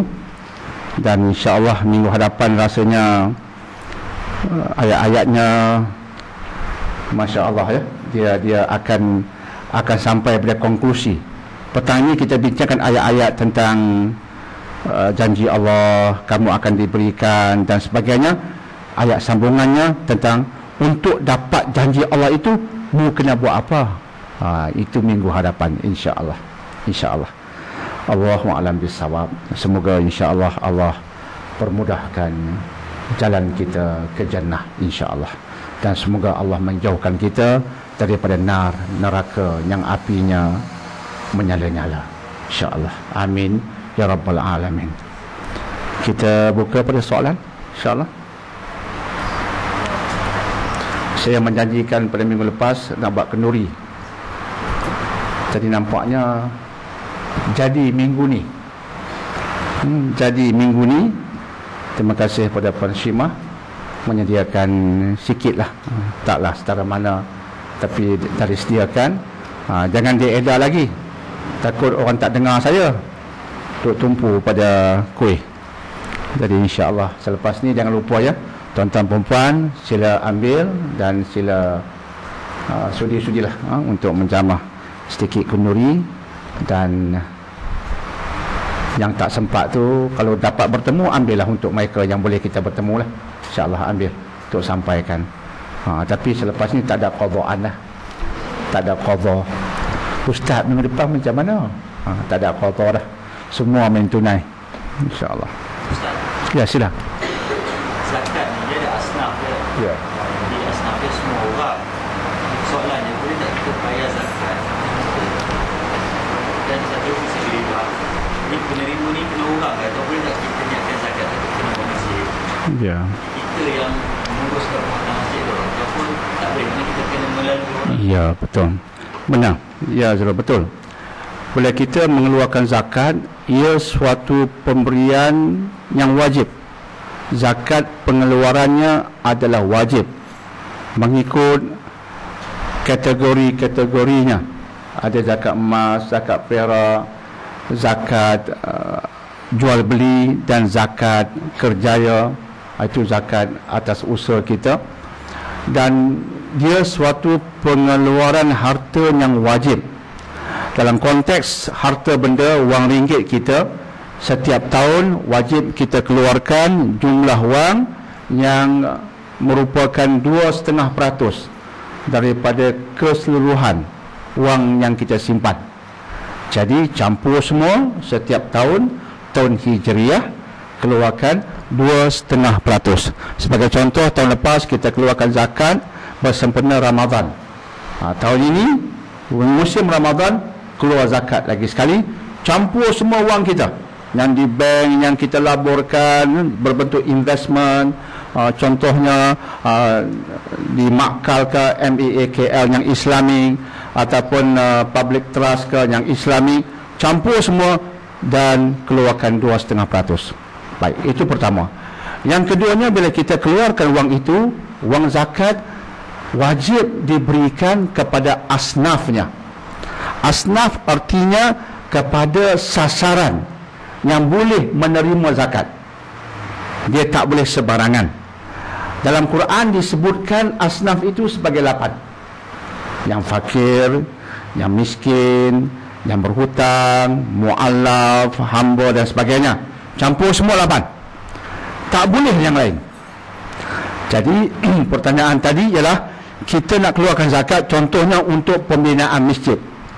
Kita keluar untuk masjid, memang jelas tidak boleh. Dia tidak boleh. Dia kena diberikan pada asnaf itu. Asnaf itu tentukan nak buat apa, bukan kita tentukan. Kita tak boleh katakan wang zakat saya kena buat surau. Tak boleh. Tak boleh. Kita berikan pada mereka yang berjuang. Salah satunya fi sabilillah. Fi sabilillah. Jadi kita berikan pada mereka yang berjuang. Contohnya mereka itu orang-orang yang pergi ke orang-orang di Gaza kan, yang berjuang. Mereka dapat dana kita, mereka tentukan keperluan mereka. Tak mesti masjid, tak mesti surau, tapi mereka tentukan. Wang kita sampaikan pada mereka. Ataupun kadang-kadang insan itu dia belajar ilmu agama. Belajar ilmu agama yang kita perlukan di Malaysia, dengan syarat ilmu dia belajar betul-betul, dan bila dia lulus, dia kena pulang kepada masyarakat, mendatangkan manfaat pada masyarakat, kena pastikan. Jadi bila kita berikan kat dia, sebab dia dalam fi sabilillah, dia tentukan dia nak buat apa. Apa nak beli kitab ke, apa-apa, asalkan tujuannya itu tujuan yang selari dengan ruh fi sabilillah. Dan kita yang beri itu, kita tahu dia itu begitulah keadaannya, kita yakin, kita berikan dengan penuh keyakinan. Artinya kita tak boleh salurkan untuk terus buat masjid, tapi kena salurkan kepada orang yang berhak itu, dia tentukan nak buat apa. InsyaAllah. Allahu a'lam. Kita sebenarnya bayar zakat, tak boleh beritahu dia zakat ni dibelanjakan.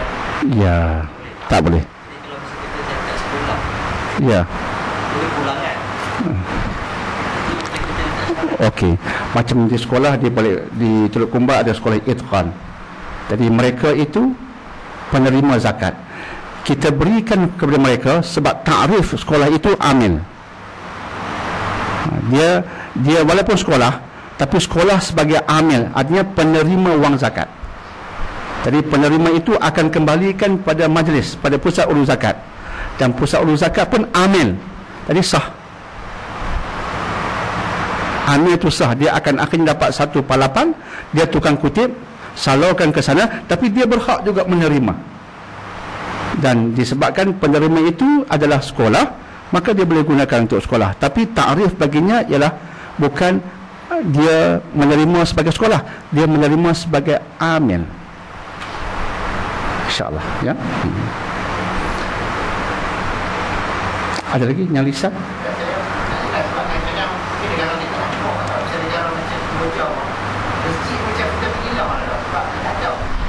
Ya. Ya. Betul. Ya. Betul. Jadi contoh di Kemboja, kita berikan wang, dia memang ketandusan masjid, kita nampak akhirnya itu dia perlukan, dia akan buat. Jadi betul. Cuma kita berikan wang itu pada mereka, mereka tentukan. Dia akan buat masjid, dia tentukan. Sebab dia menerima sebagai yang fi sabilillah, ataupun sebagai umat Kemboja yang miskin. Dia tentukan nak buat apa dengannya. Maaf ya.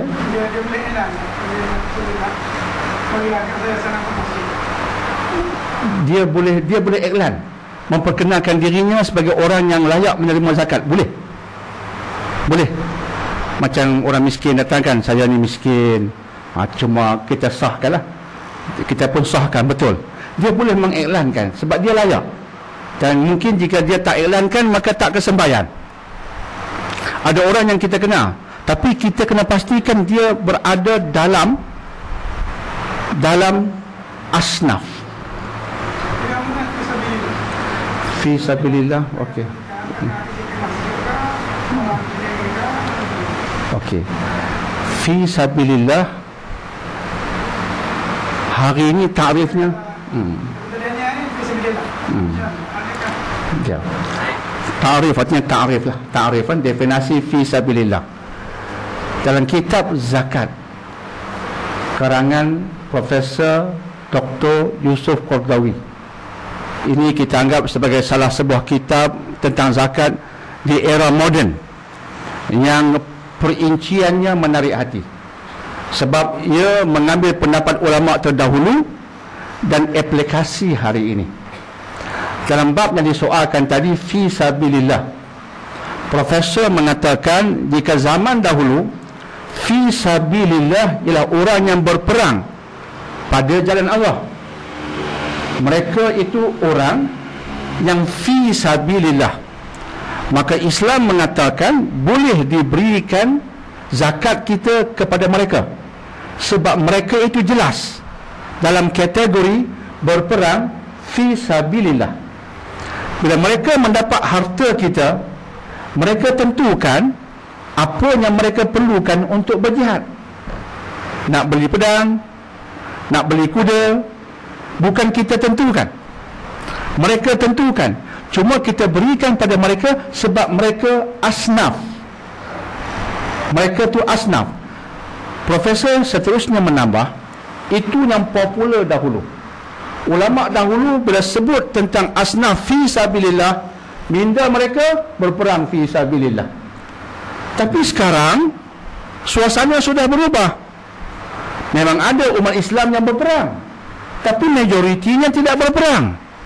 Hari ini peperangan kita bukan sangat dengan senjata. Kita berperang dengan ilmu. Orang menghantam Islam through internet. Kita kena ada kekuatan untuk menjawab, untuk mengelokkan imej Islam yang tercalar. Maka itu jihad hari ini. Tafsiran, ijtihad, profesor dengan nas-nasnya. Maka bila kita kenal pasti orang di penjuru jihad itu dalam bentuk hari ini, contoh yang saya sebutkan tadi, jelas dia belajar ilmu agama yang diperlukan di tempatnya. Kadang-kala kalau kita sebut di Malaysia ni, mungkin kita kata apa lagi yang diperlukan. Contoh Rizal sebut di Kemboja, mereka perlukan ulama. Ulama, orang yang faham agama tak ramai. Suasana kemiskinan menyebabkan keilmuan mereka tak tinggi. Maka kita berikan pada seorang yang nampak berbakat, minat semua agama, berpotensi untuk dia belajar. Kemudian dia kena pergi ke Azhar. Nak pergi ke Azhar itu dia tak mampu. Padahal jihad ilmu itu besar bagi Kemboja. Maka kita salurkan kepadanya sebagai dia seorang yang di jalan Allah. Tapi bagaimana penggunaan wang, itu dia tentukan. Yang penting dia berada di penjuru itu. Jadi luas. Itu satu contoh. Jadi kita berikan pada orang yang sedang memperjuangkan nasib Islam di penjurunya. Cuma bila kita berada pada satu keadaan kita tak pasti, memang kita kena merujuk. Kita kena merujuk lah. Ini macam mana? Tapi dasarnya itulah dia. Berikan pada orang. Macam contoh, dulu orang bagi guru agama. Dia buat sekolah agama dan dia mendidik masyarakat di kampung dia jadi orang baik. Orang-orang yang kadang-kadang terlibat dengan dadah, dia tarik mereka dan dia ubah mereka. Satu yang bagus. Jihadnya mengubah manusia. Cuma dia tak cukup dana. Kita berikan pada pengasasnya. Pada pengasasnya, sebab dialah yang mengasaskan, orang kata, tempat yang di bawah naungan fi sabilillah. Dia pengasas, dia pembuat keputusan. Maka akhirnya dia memutuskan apa yang terbaik untuk jihad di penjuru dia. Itu cara kita melihat orang itu. Cuma jangan tersilap. Sebab itu kadang-kadang kita tersilap beri. Tersilap beri artinya cikgu-cikgu biasa pun kita bagi juga. Ni jihad fi sabilillah. Silap pula. Jadi boleh tersilap. Boleh. Sebab itu kita kena mendidik sungguh supaya ia kesampaian kepada yang layak. Tapi cara umumnya begitulah. Begitulah cara melihat, insya-Allah. Bagus kalau kita zakat itu sebelum kita katalah nak bagi fi sabilillah, baca bahagian tu. Tapi kitab tu tebal tu. Dia macam tesis oleh profesor, tebal tu kitab zakat. Tapi saya rasa inilah kitab yang agung tentang zakat. Agung sungguh, masya-Allah. Karangan Profesor Dr. Yusuf Qardawi, insya-Allah. Ya, ada lagi?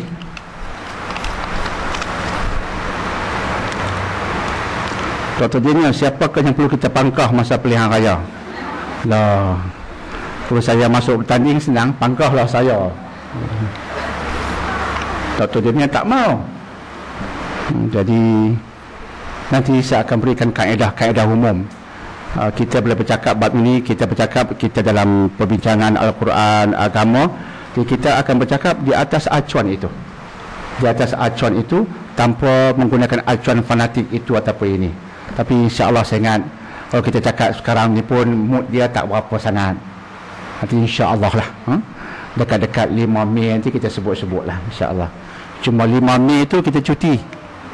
5 Mei pilihan raya. 5 Mei pilihan raya, jatuhnya hari Ahad.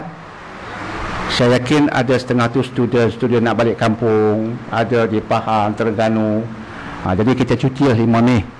Bukan saja orang Pulau Pinang di dalam kelas ni, ada orang luar juga. Jadi nak balik kampung untuk mengundi. Jadi 5 Mei kita rehat, insya-Allah.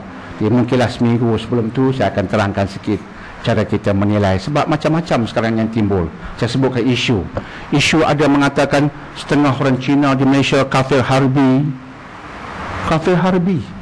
Isu ada sekelompok orang Cina di Malaysia ini, parti tertentu, tak perlu saya sebutkan, mereka kafir harbi, tersebar di kalangan sebahagian orang Melayu. Saya dapat SMS dan saya berkata astagfirullah, mereka tak faham apa dia harbi. Ini akan saya sebutkan kemudian, insya-Allah. Ada yang kata tak boleh pangkah non-Muslim, tak boleh pangkahnya non-Muslim. Jadi kalau ada non-Muslim kena cari juga Melayu bertanding. Ini resis, dia penting Melayu. Jadi semua ini silap faham, otak yang mindsetnya tak apa betul. Jadi insya-Allah akan saya bicarakan kemudian, insya-Allah, ya. Mengapakah ada sebahagian ahli masyarakat yang baik-baik tapi tak nak bertanding jadi pemimpin, sedangkan jika mereka jadi pemimpin, selamatlah Malaysia? Ini kena kat saya ni.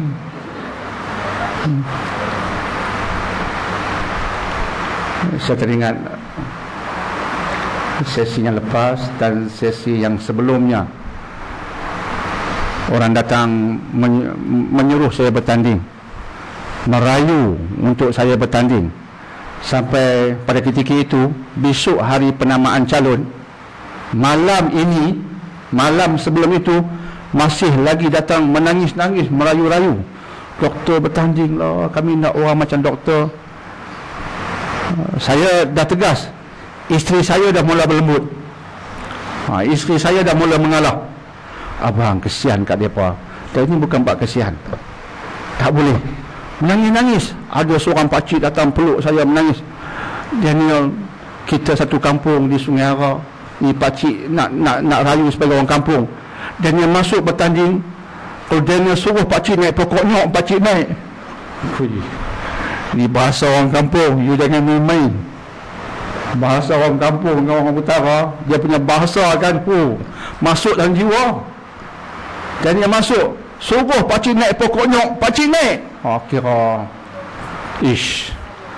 saya pun tengok kaki dia tu terhencut-hencut dan naik pokoknya macam mana. Tapi bahasa tu, maksudnya jika doktor masuk, kami sanggup mati. Naik bulu roma saya. Kita pun guna bahasa fantastik sikit, naiklah bulu roma saya. Tapi keputusannya sampai besok pagi orang telefon lagi. Ini hari penamaan, doktor kalau kata pagi ni setuju, kami batalkan CVR itu. Saya sampai pagi itu doa minta petunjuk. Hati ini Allah ilhamkan, jangan. Dan saya tak pernah menyesal selepas itu sampai hari ini, tak pernah menyesal. Ditimbul pertanyaan, orang tanya banyak kali, mengapa orang yang dilihat baik-baik, padahal kita ni tahu kita ni bukan baik sangat. Orang kata dia baik. Pasal apa orang yang dilihat baik-baik itu tak masuk bertanding? Sebab jawapannya, sebab perjuangan bukan hanya satu penjuru. Sebab perjuangannya bukan hanya di penjuru itu sahaja. Bila kita sebut perjuangan, itulah sahaja yang ada. Jika begitu, dia lain cara melihat dan menilai. Tapi sekarang di Malaysia, penjurunya pelbagai. Dan saya tak menafikan dan tak mungkin menafikan salah satu usaha untuk memperbaiki Malaysia, mengelokkan Malaysia ialah di penjuru politik. Tapi politik yang macam mana? Politik yang dikuasai oleh mereka yang jujur, politik yang dikuasai oleh mereka yang berilmu dan faham. Paling asas kita sebut kalimat Nabi Yusuf alaihi salatu wassalam. Nabi Yusuf minta dia dilantik. Sebab itu jika orang hari ini minta dia dilantik, minta pendapat saya kata tak apa. Sebab Nabi Yusuf minta dia menjadi pemegang khazanah bumi Mesir. Baginda Rasul, jangan lupa, Baginda Rasul meminta kepimpinan. Sebab baginda melihat kalau orang lain berada di situ, kacau. Tambah berkaitan dengan khazanah, berkaitan dengan harta benda. Mata manusia akan jadi tak tentu hala berdepan dengan harta benda. Seringkali ia berlaku. Maka Nabi Yusuf berkata, wahai tuanku, jadikan hamba ini pemegang khazanah bumi Mesir. Sebab, ada sebab. Sebab alhamdulillah saya memiliki dua ciri. Sebab alhamdulillah saya memiliki dua ciri. Apa dia? Inni hafizun alim. Itu cirinya. Nak kita kaitkan dengan sekarang. Dua ciri ini nak kita kaitkan dengan sekarang. Pilihlah saya. Okey, mencontohi Nabi Yusuf. Tapi ciri Nabi Yusuf ada tak? Tak minta jawatan. Ana ikut Nabi Yusuf. Ana tu ikut tak ciri-ciri yang ada Nabi Yusuf? Ada tak? Apa ciri yang ada ke atas Nabi Yusuf? Inni hafiz, aku jujur, aku memelihara, jujur. Dan yang kedua, alim, aku berilmu. Dua ini kena ada. Ilmu kena tahu. You have to know what to do. Ni pegang jawatan tak tahu apa. Baca kitab cuma senjata tu Haji dan Pak Lebay. Tu bincang bab perukunan, usolli nawaitu. Takkan YB nak bincang usolli nawaitu aja. Nilai hidup tak betul. Alim dan jujur. Ada berilmu tak jujur, tak boleh juga. Ilmu tinggi, kelentong pun tinggi. Jadi kena jujur. Ilmu ada, jujur pun ada. Tamam, kata orang Arab. Best. Jadi YB hari ini kena ada itu. Kalau politik dikuasai manusia macam tu, Masya Allah, Masya Allah. Itu satu penjuru. Tapi penjuru kesedaran kena ada peranan. Manusia masih ramai yang jahil di Malaysia. Dia kena ada yang mendidik. Itu penjuru orang kerja macam Dr. Daniel. Dia tak perlu pada politik berparti, tapi dia mendidik. Mendidik bagi orang sedar. Bila nak bagi orang sedar, dia tak ada kaitan dengan parti dah. Politik dia berkaitan dengan parti. Kena bela parti. Tak boleh hentam partimu. Hentam parti dekat pilihan raya, masuk berita depan lah. Tapi orang yang bawa ilmu, dia tak kira parti. Yang datang dengar tu mungkin pelbagai parti, dia tak hiraukan bab tu. Yang penting kebenaran disampaikan pada semua. Dia berbeza pula, tapi itu pun penting. Itu pun jihad. Disebabkan penjuru perjuangan hari ini bukan satu. Sebab itulah kita melihat apa yang disebutkan tadi. InsyaAllah. Allahu a'lam bishawab.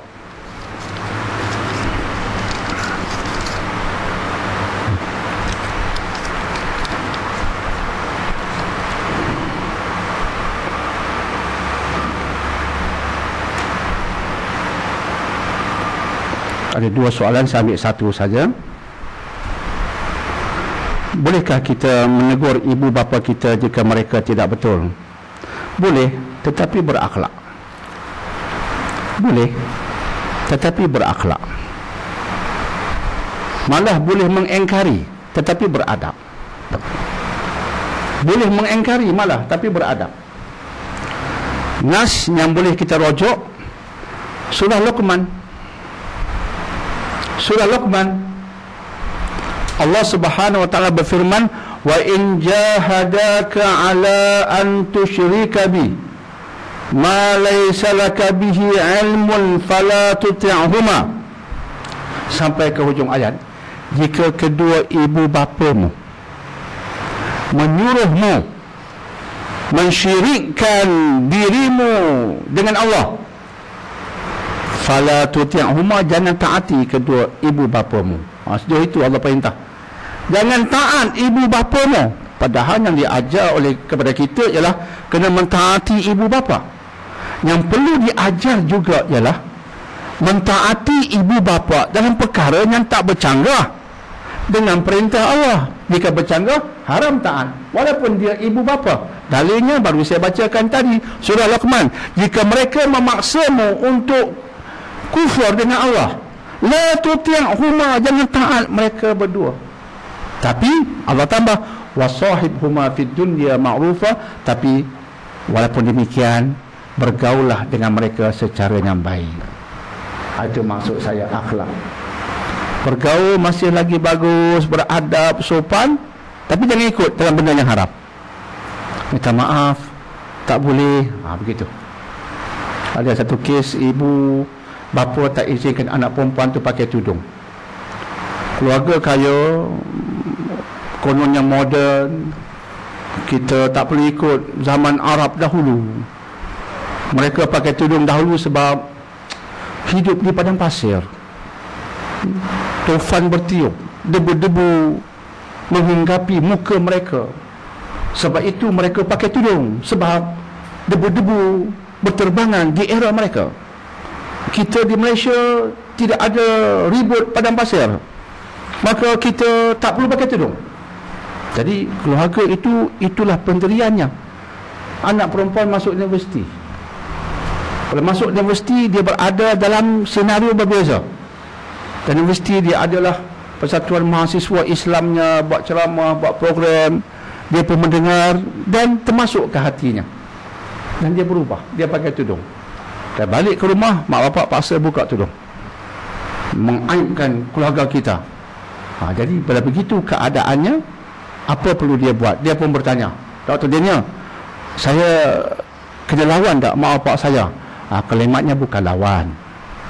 Jadi kalimatnya ialah dalam hal yang bercanggah dengan perintah Allah, jangan taat, tapi pergaulan biar baik. Kalau boleh elak daripada mengguriskan perasaan mereka. Tak boleh ikut mereka, jelas, tapi jangan sampai mengguriskan perasaan. Buat cara beradab, buat cara elok. Itu Islam. Itu Islam. Itu Islam. Tapi jangan pula anak-anak kena ambil iktibar. Jangan pula nak melihat mak bapak sebagai perfect. Kita itu perfectionist. Bahaya tu dapat anak macam tu. Anak perfectionist, semua nak tengok sempurna. Dia abah ibu ni tak boleh cacat celah sikit, tak boleh juga. Perfectionist ni dia memeningkan kepala, nak perfect. Abah kena perfect, sempurna, ibu pun kena sempurna. Tak boleh, mesti ada kecacatan, ada kelemahan. Tapi kelemahan yang tidak melanggar prinsip. Ibu bapa ada kelemahan kecacatan, tapi bukan kelemahan kecacatan yang melanggar prinsip. Ada lemah, tapi bukan lemah berbentuk dosa besar, bukan berbentuk dosa. Adalah kelemahan. Ibadatnya ada kelemahan, takarub pada Allah ada kelemahan, tapi tak pernah melanggar prinsip. Dasarnya terjaga. Jika begitu, maka anak-anak kena berhati-hati daripada melanggar adab kesopanan. Itu di sudut penjuru anak-anak, insya-Allah. Tapi kalau mak bapak buat benda haram, jelas haram. Contoh, abah mak semayang yang 5 pun tak buat, dosa lah tu.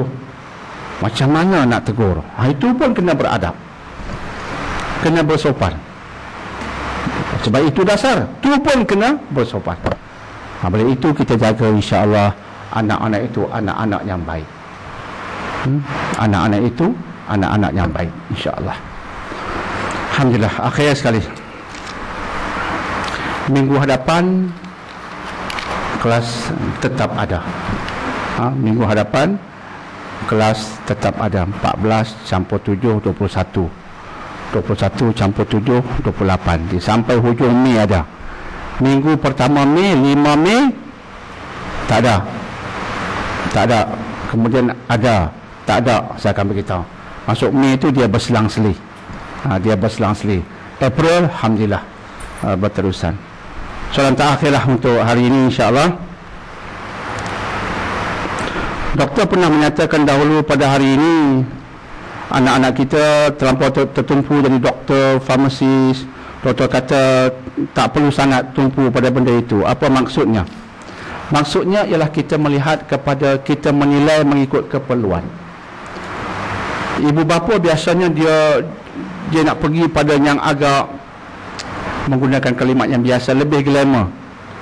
Tadi doktor, engineer, dentist, ahli farmasi, glamour.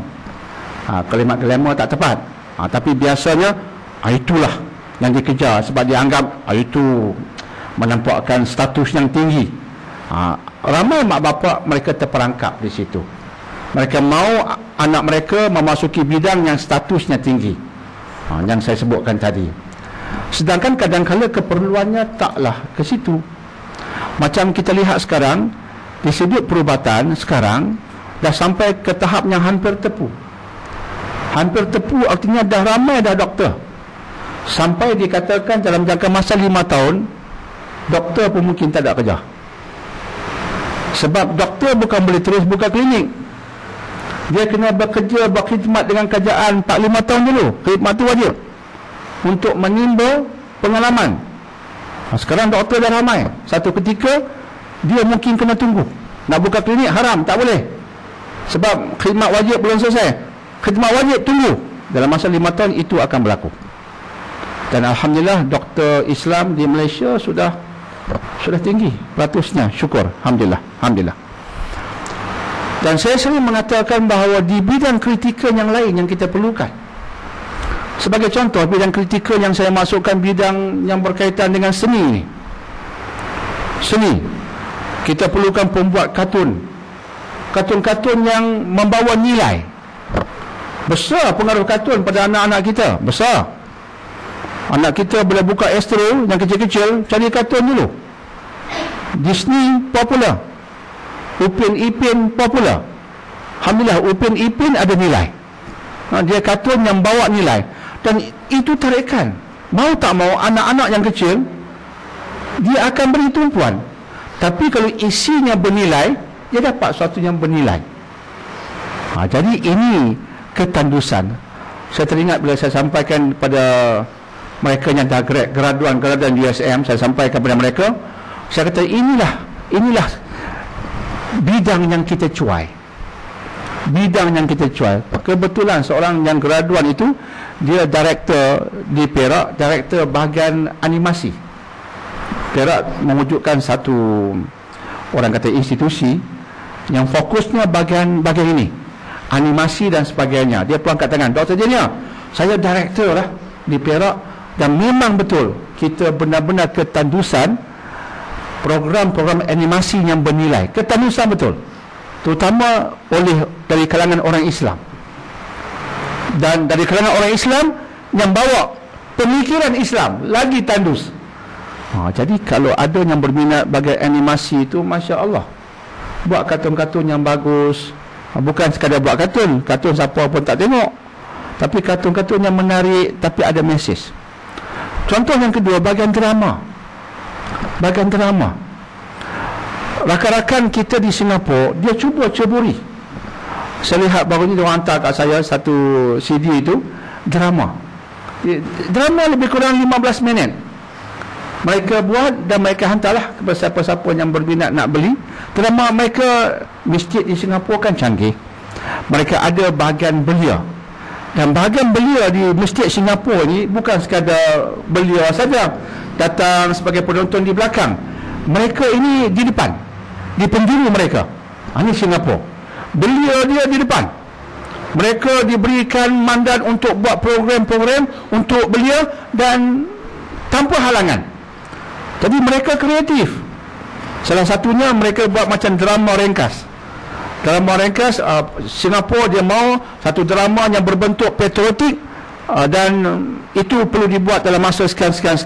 Mereka buat bentuk patriotik, tapi dalam patriotisme itu ada nilai Islam dia. Maka dia yang dihantar kat saya menarik. Ada remaja dikejar oleh polis kan, kemudian ada orang Islam dari masjid keluar, patriotik lah dia tu. Dia keluar, subhanallah, ambil, wahai anak muda, ingat firman Allah. Dia teringat. Tadi bagi Singapura patriotik sebab dia mengelokkan Singapura. Orang ini tangkap dan cegah jenayah, bagi kita cegah mungkar. Nampak cara dia olah tu. Saya tengok, menarik budak-budak ni buat, menarik cara dia buat. Di Singapura mereka dah pergi selangkah. Ya, anak-anak muda tu sudah menerokai bidang seperti itu. Tak asyik sangat jadi doktor, tidak. Mereka tengok ini lebih penting. Mereka nampak. Dan kemudian di satu ceramah di Singapura, mereka buat persembahan. Kalau kita di Malaysia datanglah puak-puak kerah tangan, tak nasyik kan. Mai datang menjeri depan Dr. Daniel, Allahu Akbar. Puak-puak kerah tangan mai dah. Bolehlah. Singapura punya remaja bukan begitu. Belum saya ceramah, ada satu kumpulan, nama pun pelik, saya tak tahu nama apa. Tak ingat, pelik-pelik nama. Taklah, The Harmony, Firdaus. Tu kita lah, nama Muluk dan Kudus. Mereka tak mau dah benda tu.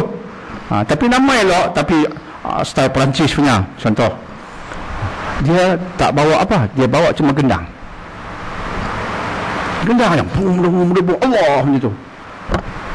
Saya pun dengar, ada kesan. Gendang, cara ketuk gendang yang pelbagai. Tapi ada mesejnya. Allah dia, tapi bunyi suara tak banyak, bunyi gendang banyak. Selit Allah. Kreatif. Saya rakam, saya simpan, menarik. Itu satu contoh. Jadi insya-Allah lah, yang saya sebutkan ini maksudnya yang doktor tu bagus, engineer tu bagus, kita tak pelekehkan, tak perkecilkan. Cuma saya sebutkan tadi ialah jangan hanya lihat itu saja. Kadang-kadang yang tak masuk bidang macam itu tu kadang-kadang kesannya lagi besar pada umat. Jangan lupa, yang doktor tu kadang-kadang duk penjuru dia lah saja, duk tengok orang sakit, potong perut, tak kat tu saja. Tapi jangan lupa, kadang-kadang budak-budak yang dia tak cemerlang dalam akademik, tapi dia buat kerja lagi besar maknanya daripada doktor dan engineer. Jangan lupa, ruang dakwah, ruang peranan bukan sempit, cuma kena main peranan, insyaAllah. Allahu a'lam bissawab. Jadi terima kasih atas perhatian. Lagi sekali saya ulangi, minggu hadapan kelas bersambung, belum cuti. Dan jangan lupa nanti ada kenduri sedikit. Ada kenduri, Reza ada bawa dah. Boleh edarkan Reza, insyaAllah boleh edarkan. Jangan lupa ambil, insyaAllah. Dan ini disediakan oleh Puan Hashimah, kempen nama. Kalau sedap, carilah dia untuk order lagi, insyaAllah. InsyaAllah bagi saya mesti sedap, insyaAllah. Dan tak ada qadha. Kalau tertinggal minggu ni, niat tunai saja, qadhaan tak ada. Tapi yang saya minta satu, doakan untuk saya dan keluarga saya, semoga dipelihara oleh Allah. Itu saja yang saya minta, insyaAllah. Jadi kita akhiri dengan tasbih kifarat dan kita doa dulu kepada Allah Subhanahu wa taala. A'udzubillahi minasyaitonirrajim. Bismillahirrahmanirrahim. Alhamdulillahirabbil alamin wassalatu wassalamu ala asyrafil anbiya'i wal mursalin sayyidina Muhammadin wa ala alihi wa sahbihi ajmain. Allahumma arhamna bil Qur'anil azim waj'alhu lana imaman wa hudan wa rahmatan wa nura. Allahumma dzakkirna minhu ma nasina wa 'allimna minhu ma jahilna warzuqna tilawatahu ana al-laili wa ana an-nahar bi rahmatika ya arhamar rahimin. Rabbana atina fid dunya hasanatan wa fil akhirati hasanatan wa qina adzabannar. Wa sallallahu ala sayyidina Muhammadin wa ala alihi wa sahbihi wa sallam. Walhamdulillahi rabbil alamin. Subhanakallahumma bihamdik asyhadu la ilaha illa anta astaghfiruka wa atubu ilaik. Subhanakallahumma bihamdik asyhadu la ilaha illa anta astaghfiruka wa atubu ilaik. Subhanakallahumma bihamdik asyhadu la ilaha illa anta astaghfiruka wa atubu ilaik. Bismillahirrahmanirrahim. Wal 'asr innal insana لفي خسر إلا الذين آمنوا وعملوا الصالحات وتواصوا بالحق وتواصوا بالصبر. والسلام عليكم ورحمة الله وبركاته.